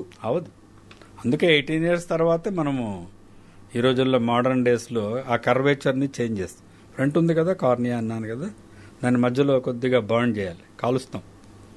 ఏం చెప్పాలంటే అది చెప్తే కనీసం భయంకరంగా ఉంది సార్ వినడానికి కూడా. లేజర్ రేస్తో కొద్దిగా 3 diameters ఏరియాని ఇలా ఉన్నది స్ట్రైట్ అవుతుంది. సో ఆ కాన్కేవిటీ తగ్గినప్పుడు షార్ట్ సైట్ కూడా కరెక్ట్ అయిపోతుంది. ఎక్కువ కాన్కేవ్ ఉన్నది కాస్త తక్కువ కాన్కేవిటీ చేస్తాం, దానికి రకరకాల వైద్యాలు వస్తున్నాయి. Got it sir. సో బేసికల్ గా దగ్గరవే చూస్తూ ఉండడం కాకుండా దూరంగా చూసే వాటికి కూడా మనం అలవాటు పడితే చేసుకుంటే ఇలాంటి కొత్త కొత్త ప్రయోగాలతో ఉన్న ఎక్స్పెరిమెంట్లు అంటే ఆ ట్రీట్మెంట్లు మన మీద జరగవు. ఇవన్నీ కాస్మెటిక్ వాల్యూస్. మనం have moved into that correction of the refractive error. But otherwise also sir myopia కూడా రాదు కదా మీరు చెప్పినట్లుగా లాంగ్ విజన్ ని అలవాటు చేసుకుంటూ ఉంటే. At least if you have to make it a part of your lifestyle. Healthy growth ఉండాలి, healthy habits of doing everything, physical activity ఉండాలి పిల్లల్లో. మాట్లాడుకుందాం సార్ దాని గురించి కూడా. I have a very dedicated question. Growth, health for eyes, golden words, అది definitely will talk about it. Sir కొన్ని myths రాసుకున్నాను. జనరల్ పబ్లిక్లో కానీ ఇన్స్టాగ్రామ్లో కానీ నాకు వచ్చిన మెసేజెస్తో కానీ if I have to debug them, మీరు అవన్నీ డీబగ్ చేయాల్సి వస్తే ఏం చెప్తారు? ఫస్ట్, టీవీ దగ్గరగా చూడడం వల్ల కంటి చూపు పోతుంది. దగ్గరగా ఎందుకు చూస్తున్నారు అన్నది గమనించాలి కదా. ఇందాకే చెప్పారు మీరు. దూరం కనిపించకపోతే దగ్గరికి వెళ్ళి చూస్తారండి, అదే ఇండికేషన్ షార్ట్ సైట్ ఉందని. ఫస్ట్ పిల్లల్ని చెప్పలేరు కదా. పిల్లలకి స్కూల్లో బ్లాక్ బోర్డ్ మీద అక్షరాలు రాస్తారు. ఇది వెరీ ఇంట్రెస్టింగ్ స్టోరీ, మీకు తెలుసుకోవాల్సింది అందరూ. వాడేం చేస్తారు, వాడు కొంచెం పొడుగ్గా ఉన్నాడు అనుకోండి, మీలాగా పొడుగ్గా ఉంటే వెనక్కి కూర్చోబెడతారు స్కూల్ క్లాస్ రూమ్లో. అంటే ఆఫ్ కోర్స్ ఈరోజు బ్లాక్ బోర్డ్ రాయటం అవన్నీ అది కూడా డిజిటల్ బోర్డు సార్. అదే కానీ ఒక డిస్టెన్స్ నుంచి దూరం నుంచి చూడాల్సిన అవసరం ఉంటుంది. పొడుగ్గా ఉన్నవాళ్ళు వెనక్కి కూర్చోబెడతారు, అది కనిపించదు. అప్పుడు ఏం చేస్తారు మీరు, పక్కన చైల్డ్ రాసుకుంటుంటే అది చూసి రాసుకుంటాం. వాడు తప్పు రాస్తే నువ్వు తప్పు రాస్తావు, నీకు వాడికి తక్కువ మార్కులు వస్తే నీకు తక్కువ మార్కులు. ఇది టీచర్లు ఒక్కోసారి గమనిస్తారు. వాడు రాసింది ఏంటి చదవరా అంటే చదవలేడు. అప్పుడు పేరెంట్స్ని పిలిచి చెప్తారంటే కొంత ఏమంటారు రెస్పాన్సిబుల్ టీచర్స్ అయితే గమనిస్తారు. రెస్పాన్సిబిలిటీ లేని వాళ్ళు పట్టించుకోరు. వీడే స్కూల్కి వెళ్ళి ఇంటికి వెళ్ళి చెబుతాడు, రోజు చెప్తూ ఉంటాడు ఇంట్లో, నాకు బోర్డు మీద రాసేది కనిపించిన ఏం లేదురా బాగానే ఉంటుంది, ముందుకెళ్ళి కూర్చో చూసుకో. ఇలాగా ఉంటుంది మన perceptions of the problems of the children. కాబట్టి చైల్డ్ని ఫస్ట్ క్లాస్ నేను ముందే చెప్పాను, ఇంకా చైల్డ్ వారినప్పటి నుంచే చూడాలి. కనీసం ఫస్ట్ క్లాస్ చేర్చేటప్పుడన్నా ఎల్కేజీ యూకేజీ ఎప్పుడన్నా ఒకసారి ఐ విజన్ చెక్ చేయించుకోవాలి. Got it sir, got it. Second point sir, cataract కి మందులతో చికిత్స చేయొచ్చు. ఏజింగ్ ప్రాసెస్ కదా, సో మందులతో అవ్వదు, సర్జరీ పడాలి. మందులు ఏమన్నా ఏజింగ్ కాకుండా కాపాడితే అవి దీనికి కూడా హెల్ప్ఫుల్గా ఉంటాయి. మసూరి, తేనె, రోజ్ వాటర్, క్యాస్టర్ ఆయిల్ కళ్ళని ఆరోగ్యంగా ఉంచుకోవడానికి అప్పుడప్పుడు కొన్ని చుక్కలు కళ్ళలో వేసుకోవాలి. నాకు తెలియదు కానీ ఈ వైద్యం గురించి. నాకు తెలిసిందల్లా కంటికి కన్నీరు ముఖ్యం. కన్నీరు 24 గంటలు కంట్లో ఉంటుందని మీకు తెలుసా? అవును సార్, మాయిస్ట్గా ఉంటాయి కళ్ళు. నిద్రపోయినప్పుడు కూడా ఉంటాయి నీళ్లు. మామూలుగా కళ్ళు తెరిచినప్పుడు అవి ఎవాపరేట్ అయిపోతాయి. ఈ భాగంలో కంటికి కొలికిలో వెనక భాగం గుడ్డు పై నుంచి అవి స్రవించి నెమ్మదిగా ఫిల్మ్ లాగా ఫార్మ్ అయ్యి రెప్ప చివర, మీరు రెప్ప లాగి చూసుకుంటే వచ్చిన హోల్ ఉంది. Correct sir. కెనాల్కి పంక్టం అంటాం. అందులో నుంచి ముక్కులోకి వెళ్ళి ముక్కులో ఉన్న వేడిలో ఎవాపరేట్ అయిపోతాయి ఇన్ నానో క్వాంటిటీస్. ఇవి సహజంగా కంటికి అవసరమైన లిక్విడ్. ఓకే, అదేం చేస్తుంది, they will keep the structures which is transparent. మనకు ముఖ్యం కళ్ళు. మీ కళ్ళు మెరిసిపోతున్నాయి, లైట్ వెలుగు వచ్చిందంటే ఎందుకు అది? Because your tear film is actually causing good coverage on the cornea, keeping it healthy. అది తగ్గిపోయింది అనుకుందాం, మీరు ఇవన్నీ వేస్తారేవో, దే ఆర్ నాట్ ఐసోటానిక్ చెప్తున్నా. కెమికల్లోకి వెళ్దాం కాంపౌండ్. అవి నార్మల్ ఏంటి, నార్మల్గా కన్నీళ్ళు ఎలా ఉంటాయి, ఉప్పగా ఉంటాయి. అంటే that is acidic, not acidic, salt, alkaline. Correct, salts are alkaline. Okay, alkaline. Just ఒక 7.25 అలా ఉంటుంది. ఎక్కువ అంత ఆల్కలైన్ ఉంటుంది. మరి ఉప్పగా ఏమి ఉండవు, కొద్దిగా ఉప్పగా ఉంటాయి. తాగే నీళ్ళు ఎలా ఉంటాయి, ఐసోటానిక్ కూడా కాదు, అసిడిక్. తాగే నీళ్లు సార్ అవి అందుకే తీయగా ఉంటాయి. ఐసోటానిక్ ఉంటే రుచి ఉండవు, అంతే కదా.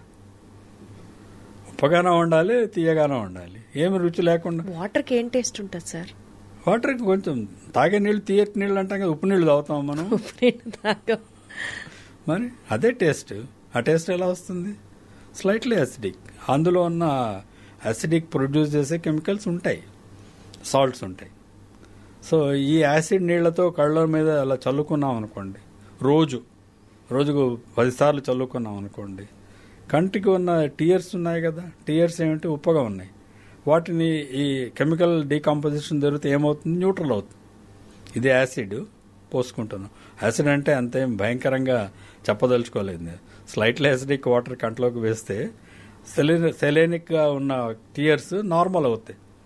Salinity is essential for survival of the structures. అందుకే దేవుడు ఉప్పగా క్రియేట్ చేస్తాడు. ఎమోషన్ ఎక్కువ అవుతాయి, ఇవి నీళ్ళు ఎక్కువ ప్రొడ్యూస్ అవుతాయి. ప్రొడ్యూస్ అయిన నీళ్లు ముక్కులోకి వెళ్ళవు కాబట్టి చిన్న కెనాల్, అది ఓవర్ఫ్లో అవుతుంది, కంట్లోంచి నీళ్లు కారుతాయి బయటికి. ఎక్కువ ప్రొడ్యూస్ అయ్యే ఎమోషనల్ స్టిమ్యులేషన్ వల్ల, whatever it, emotional or గాలి తగిలినా ఇది తగిలినా, అవి స్టిమ్యులేట్ అయ్యి ఎక్కువ. అంటే it's a natural protection. It will wipe off all the dust gist. మనకు తెలియకుండా లోపలికి వెళ్ళవచ్చు కొద్దిగా, కానీ కొద్దిగా పోతూ ఉందని చెప్పి రోజు అదే పనిగా కళ్ళు కడుక్కోకూడదు. కన్ను నోరులాగా పుక్కిలించక్కర్లేదు. Because it already has water in it throughout. Water natural, దాన్ని ప్రిజర్వ్ చేసుకోవాలి మనం. సో ఇవన్నీ మీరు అన్నారు కదా, ఇవన్నీ వేసుకుంటే అట్లా వేసుకొని మంచిది అని చెప్పిన వాళ్ళతో నేను ఒక ఎక్స్పెరిమెంట్ చేయడానికి సిద్ధంగా ఉన్నాను. దానివల్ల ఏమి ఎలాగా అవుతుంది, ఇది ఆల్టర్ చేస్తుందా, వేయకుండా కొంతమందికి వేసి కొంతమందికి. ఈ క్లినికల్ స్టడీస్లో ర్యాండమైజ్డ్ కంట్రోల్ స్టడీస్ అంటాం. మీరు నాకు అందులో బెనిఫిట్ ఏమి, అందులో నేను చెప్పిన దీనివల్ల ఏమైనా టీయర్స్ ఫిల్మ్ ఆల్కలైనిటీ పోయి డిస్ట్రాయ్ అవుతుందా? ఆ టీయర్ ఫిల్మ్స్ తగ్గిపోయే కొద్దీ డ్రైనెస్ వస్తుంది. Got it sir, I understand. ఇప్పుడు కంప్యూటర్ విజన్ సిండ్రోమ్లో అడిగారు ఇందాక, అదేం లేదు, కళ్ళు ఎక్కువ తెరుచుకొని అలాగే చూస్తూ ఉంటే డ్రైనెస్ ఆఫ్ ది ఐస్ కూడా మామూలుగా త్వరగా ఎవాపరేట్ అవుతున్నాయి. Tears are not being produce. So you will feel smarting, కళ్ళు మంటలు అనిపిస్తుంది. కొంతసేపు కళ్ళు మూసుకుంటే మళ్ళీ నార్మల్ టీయర్స్ వచ్చేస్తాయి. అందుకు వాళ్ళకి కొంతమందికి ఆర్టిఫిషియల్ టీయర్స్ ఇస్తాం. మరి ఎక్కువగా 24 గంటలు 20 గంటలు చూస్తూ అలాగే కాన్స్టెంట్గా మనమేం కనురెప్పలు వాల్చకుండా ఉండలేం. మీరు ఆర్టిఫిషియల్ టీయర్స్ అన్నారు కానీ సార్, అంటే ఇది కూడా ఒక ఐసోటానిక్, అప్పుడు ఐసోటానిక్ ఇది కూడా ఒక మిత్తే సార్. అది కరెక్టా కాదా మీరు చెప్పాలి. మేబీ స్క్రీన్ కి ఎక్కువ ఎక్స్పోజ్ అయినప్పుడు డ్రైనెస్ ఆఫ్ ది ఐని ఎక్స్పీరియన్స్ చేసినప్పుడు కంటిన్యూస్ గా రెప్పేయకుండా మీరు చెప్పినట్లుగా. అనిమేషన్ కాదు కదా మనం. ఎవరిని అనిమేషన్ అంటారు? దేవతల్ని. వాళ్ళు రెప్పలేయరట, రెప్పలు. వాళ్ళకేమన్నా దేవుడు అలా పెట్టాడు. రెప్పలు తెచ్చుకొనంతా కూడా కాన్స్టెంట్ గా కంట్లో వాళ్ళ నీళ్లు స్పష్టంగానే కనిపిస్తుందేమో. అంటే నా పాయింట్ సార్, అలా డ్రైనెస్ ఆఫ్ ది ఐస్ వచ్చినప్పుడు బ్లింక్ చేస్తే సరిపోతుంది అనేది మీరు చెప్తున్నారు. కళ్ళని బాగా నలుపుకుంటే, రుద్దుకుంటే అప్పుడు ఆటోమేటిక్ గా కొంత తేమ వస్తుంది. That is a very good practice అని అంటారు. దాన్ని ఏం చెప్తారు? గట్టిగా నలుపుకోవడం అంటే సెన్సిటివ్ ఆర్గన్, దాన్ని ఎందుకు గట్టిగా నలవడం? కళ్ళు రెప్పలు పడితే ఈజీ కదా. కంటి రెప్పలు మూసుకునేసి కొద్దిగా ఐస్ లాగా పెట్టుకున్నా, చల్లని నీళ్లు బట్ట పెట్టుకున్నా కూడా అది కొంత సేద తీరుతుంది సర్ఫేస్. అచ్చా, that is better than urgent గా నలిపేసే ఎక్కర్లేదు కళ్ళని.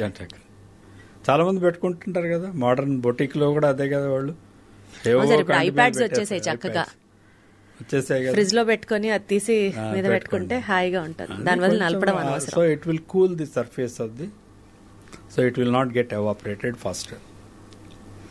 లేసిక్ లేజర్ కన్నా చాలా ప్రమాదకరం, చాలా సైడ్ ఎఫెక్ట్స్ ఉంటాయి.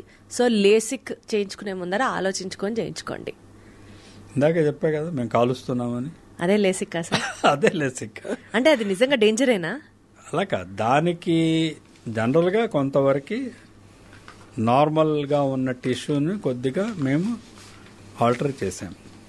అంత కాల్చినానంటే కాల్చుతున్నంత నేను ఊరికే అలా చెప్పాలని చెప్పాను అంతేగాని పై లేయర్స్ కొద్దిగా ఇదవుతుంది, అప్పుడు స్ట్రైటన్ అవుతుంది cornea.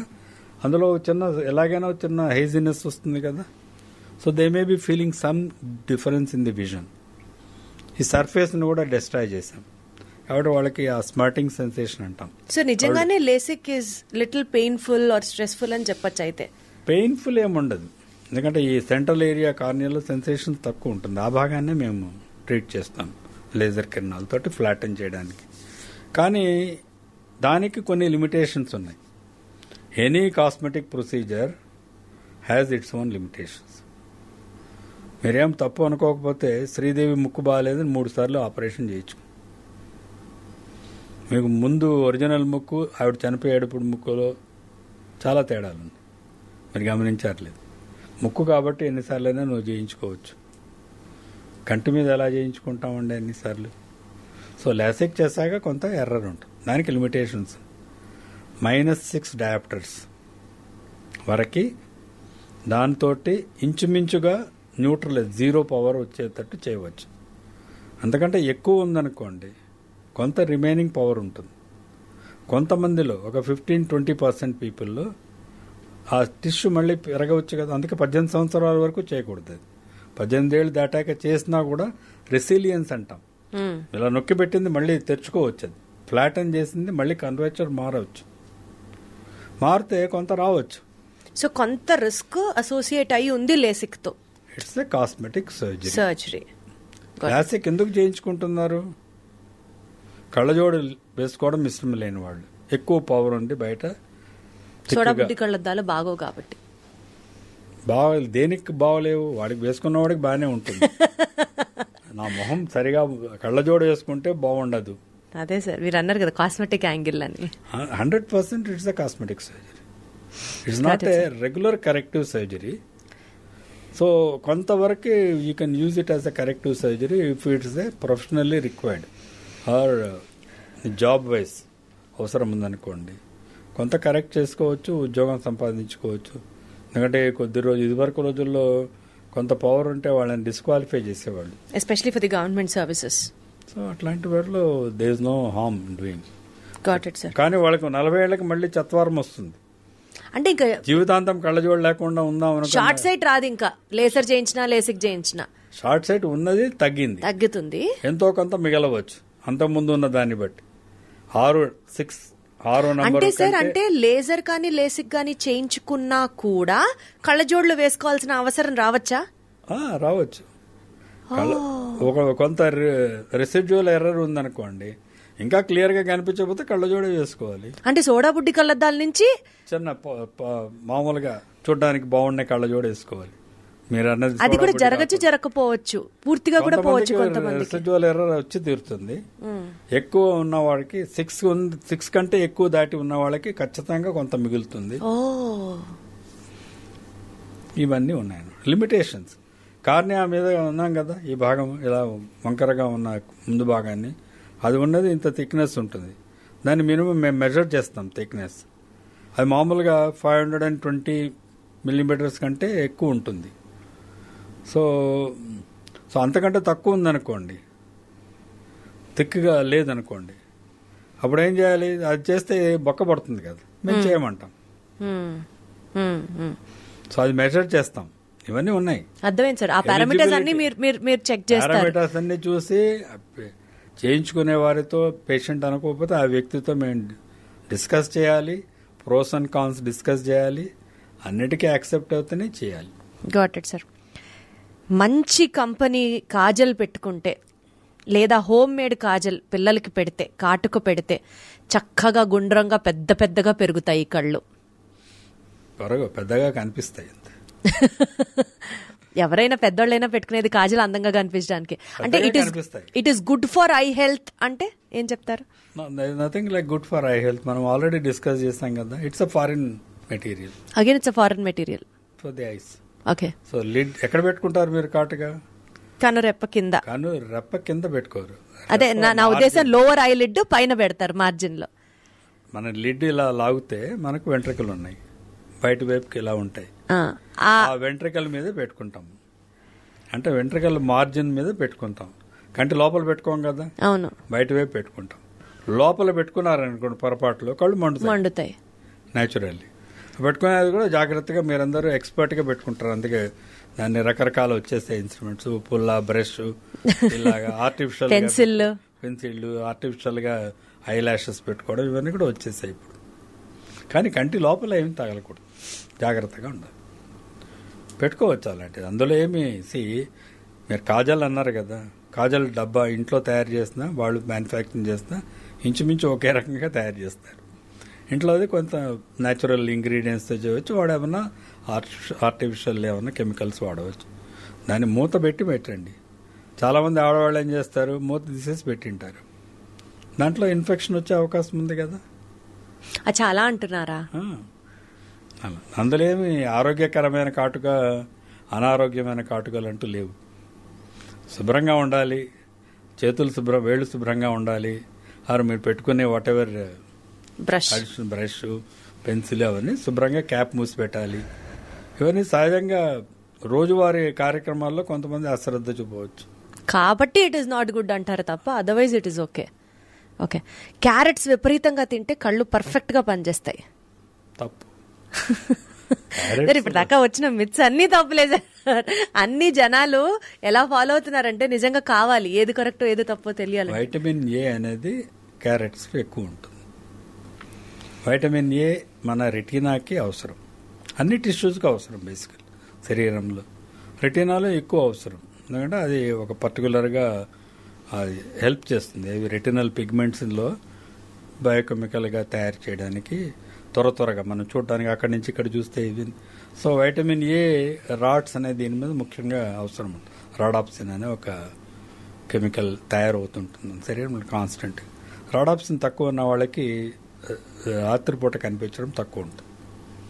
So vitamin A deficiency అట్లా కూడా కనుక్కోవచ్చు మనం. నైట్ బ్లైండ్నెస్, రేచీకటిలో ఒక రకమైన రేచీకటి వైటమిన్ ఏ డెఫిషియన్సీ. అది వైటమిన్ ఏ డెఫిషియన్సీ వల్ల వచ్చిందా, లోపల వేరే కంజెనిటల్గా కొంతమందికి హెరిడిటరీగా ఉంటుంది. హెరిడిటరీగా వచ్చే రేచీకట్లు కొన్ని ఉన్నాయి. ముఖ్యంగా అవి దేనివల్ల వస్తాయంటే రక్త సంబంధిత వివాహాల్లో వస్తాయి. అవి ఈ మధ్యకాలం తగ్గినాయి. నేను గత 50 ఏళ్ళకి నేను చూస్తున్న వాటిల్లో వాటి ఇన్సిడెన్స్ తగ్గింది. ఎందుకంటే అంత క్లోజ్ రిలేటెడ్ మ్యారేజెస్ తగ్గిపోయాయి. మేనరికాలు, అక్క పిల్లల్ని చేసుకోవడం, ఇంకా కొన్ని జాతుల్లో ధర్మాల్లో వాళ్ళ ఓన్ పిల్లల్ని కూడా చేసుకుంటున్నారు. అన్నదమ్ముల పిల్లల్ని కూడా, మీకు తెలుసో తెలియదు, కొన్ని జాతుల్లో అలా చేసుకుంటున్నారు. సో ఇవన్నీ కూడా ఏమవుతుందంటే జెనెటిక్గా అవి they will increase in the తర్వాత ప్రోజెనీలు. సో ఇద్దరికీ ఉందనుకోండి, పిల్లలు ఖచ్చితంగా వస్తుంది. సో దూరపు సంబంధాలు చేసుకోవడం, రక్త సంబంధిత జన్యు సంబంధిత వ్యాధులు రాకుండా ఉండాలి అంటే రక్త సంబంధంలో వివాహాలు చేసుకోకూడదు అనేది ఒకటి మంచి సలహా, మంచి సాంప్రదాయం. అది తప్పదు, ఎక్కడైనా చేసుకుంటే అది మనం ఏం చెప్పలేమనుకోండి. దాన్ని కూడా మనం జాగ్రత్తగా ఏమైనా ఉందా లేదా ముందుగా జాగ్రత్తగా ఆ జబ్బులు వస్తున్నాయా లేవని కూడా చెక్ చేసుకోవచ్చు. ఇన్స్టిట్యూట్ ఆఫ్ జెనెటిక్స్కి వెళ్తే వాళ్ళు కూడా చెప్తారు, ఈ పర్టికులర్ జబ్బుకి ఈ జెనెటిక్స్ దీనివల్ల ఖచ్చితంగా సంక్రమించే అవకాశాలన్నీ వద్దని చెబుతారు. ఈ వ్యాధికి ఖచ్చితంగా సంక్రమించకపోవచ్చు, ఛాన్స్ ఉండవచ్చు 50-50. అలాంటివి కూడా మనం తెలుసుకోగలుగుతాం. సో జెనెటిక్ డిసీజెస్ అనేటివి అవే బేసికల్. సో జెనెటిక్ డిసీజెస్ రాకుండా ఉండాలంటే అది రక్త సంబంధిత వివాహాలు ఉండకూడదు, అంతే. వైటమిన్ ఏ డెఫిషియన్సీ వల్ల వచ్చింది, ఒక్క single injection of vitamin A ఇస్తే పోతుంది. శుభ్రంగా క్యారెట్లు తింటే సార్, క్యారెట్ తినడం అనేది ఎందుకు, మన శరీరంలో లివర్లో వైటమిన్ ఏ మనం చైల్డ్హుడ్ లో తిన్న వైటమిన్ ఏ స్టోర్ అయి ఉంటుంది. దాని తింటే తప్పేమి లేదు, క్యారెట్లో మిగిలినవి కూడా ఉంటాయి కాబట్టి మిగిలిన వైటమిన్స్ వేస్తూ ఉంటాయి. మిగిలినది అది ఫైబర్ ఉంటుంది, దాంట్లో గ్లూకోజ్ తక్కువ ఉంటుంది కాబట్టి క్యారెట్ మంచిది. ఫైబర్ మన శరీరానికి గట్టి. క్యారెట్లు బాగా తింటే వాళ్ళకి ఇంకా కంటి సమస్యలు రావు అనడానికి ఏం లేవు. మనం ఆహారంలో వైటమిన్ ఏ ఉన్న ఆహారాలు పిల్లలకి ఇచ్చి తీరాలి. ఫస్ట్ 5 years చాలా ఎసెన్షియల్ అది. సో పుట్టినప్పటి నుంచి అందుకే ఇవన్నీ కూడా పీడియాట్రిషియన్స్ చెప్పాలి వాళ్ళకి. తల్లిపాలు ఫస్ట్, పాల తర్వాత మనం 6 నెలలకే యాక్చువల్లీ పిల్లలకి ఆకుకూరలు ఇవన్నీ సూప్ లాగా చేసి పెట్టాలి. ఆహారంలో కూడా ఆకుకూరలు, ఎల్లో ఫ్రూట్స్, కలర్ఫుల్ డైట్. ఇవి తింటూ ఉంటే ఏ vitamin A deficiency A vitamin deficiency కూడా రాదు. వైటమిన్ ఏ కాదు, ఏ వైటమిన్ కూడా మనకు ఆకుకూరల్లో కాయగూరలో ఉన్న వైటమిన్ ఏ మనం ఏదైతే తింటామో లివర్లో స్టోర్ అయిపోయి ఉంటుంది. సో అడిషనల్గా వైటమిన్ ఏ తీసుకోకూడదు. చాలా ఎక్కువ తీసుకున్నాను అనుకోండి అదొక జబ్బు అవుతుంది. హైపర్ వైటమినోసిస్ అని వస్తుంది ఒకటి, రాకూడదు. కాబట్టి అంటే క్యారెట్లో అంత ఎక్కువ ఉండదులేండి, అంటే రోజు క్యారెట్ తిన్నా ఏమి ప్రమాదం ఏం లేదు. క్యారెట్ తింటే ఇవి పోతాయనుకోవడం తప్పు, రాకుండా ఉంటాయనుకుంటే అది మిస్కాన్సెప్షన్. Got it sir. కళ్ళు ఆరోగ్యవంతంగా పనిచేయాలంటే health for ice best practices ఏంటి, ఏం తినచ్చు ఏం తినద్దు చెప్పండి సార్. సో ఆకుకూరలు, వైటమిన్ ఆకుకూరలు, ఎల్లో ఫ్రూట్స్, అన్ని రకాల ఫ్రూట్స్ ఫైబర్ ఉన్నవి తీసుకోవాలి. ముఖ్యంగా కంటికి నేను చెప్పా కదా ఇందాక, అదే పనిగా కళ్ళు తెరిచి కడుక్కోవాల్సిన అవసరం లేదు. కంట్లో ఏమన్నా బయటకు వెళ్ళినప్పుడు శాండ్ స్టామో దుమ్ము పడితే ఎక్కువగా గాలి వీచి అప్పుడు కావాలంటే కడుక్కోండి, అదే పనిగా కడుక్కోక్కర్లేదు. కంటికి కావాల్సినంత రెస్ట్ ఇవ్వాలి. 8 గంటలు, పిల్లలు అయితే 10 గంటలు, కనీసం 7 గంటలు కళ్ళు మూసుకుంటే అదే రెస్ట్ దానికి, అది ముఖ్యం. సో నిద్ర అవసరం, ఆహారం మంచి ఆహారం తీసుకోవడం అవసరము. ఇంకా చూపు తక్కువగా ఉందా లేదా అని చిన్నపిల్లల్లో ముందే చెక్ చేసుకోవాలి. వాళ్ళకి అవసరమైన కళ్ళజోడు ఇవ్వాలి. సో ఇప్పుడు ఈ నియర్ విజన్ గురించి మనం ఆల్రెడీ మాట్లాడుకున్నాం. So constant near activity is also not good basically. So అది లేకుండా చూసుకోవడం మంచిది, పిల్లలకి కూడా చెప్పాలి. అంతే, ఆరోగ్యకరంగా ఉండడం అనేది కంటికి కూడా ఆరోగ్యం. అబ్సల్యూట్లీ సార్, చాలా సింపుల్ గా ఉంది, కానీ దగ్గరవి ఎక్కువ చూడొద్దు అన్నదే ఎంతవరకు సాధ్యపడుతుందో చూడాలి. రెస్ట్ ఇవ్వండి మధ్యలో. Yes sir, got it. But చాలా ఇంట్రెస్టింగ్ విషయాలు, మనం రోజు వాటిని పాస్ అవుతూనే ఉంటాము, బట్ ఇంత డీటెయిల్డ్ గా తెలుసుకోవడం అనేది ఇప్పటిదాకా జరగలేదు సార్. మీ కాన్వర్సేషన్ చాలా మందికి ఎన్లైటన్ అవుతుంది, హెల్ప్ అవుతుంది అని అయితే నేను నమ్ముతున్నాను. But thank you so much sir. Thanks a lot. If it helps people and people understand, అందరికీ అర్థమయ్యే దాన్ని ఆచరణలో పెట్టుకుంటే అందరికీ ఆరోగ్యం, కంటి ఆరోగ్యం కూడా బాగుంటుంది. Thank you sir. Thank you.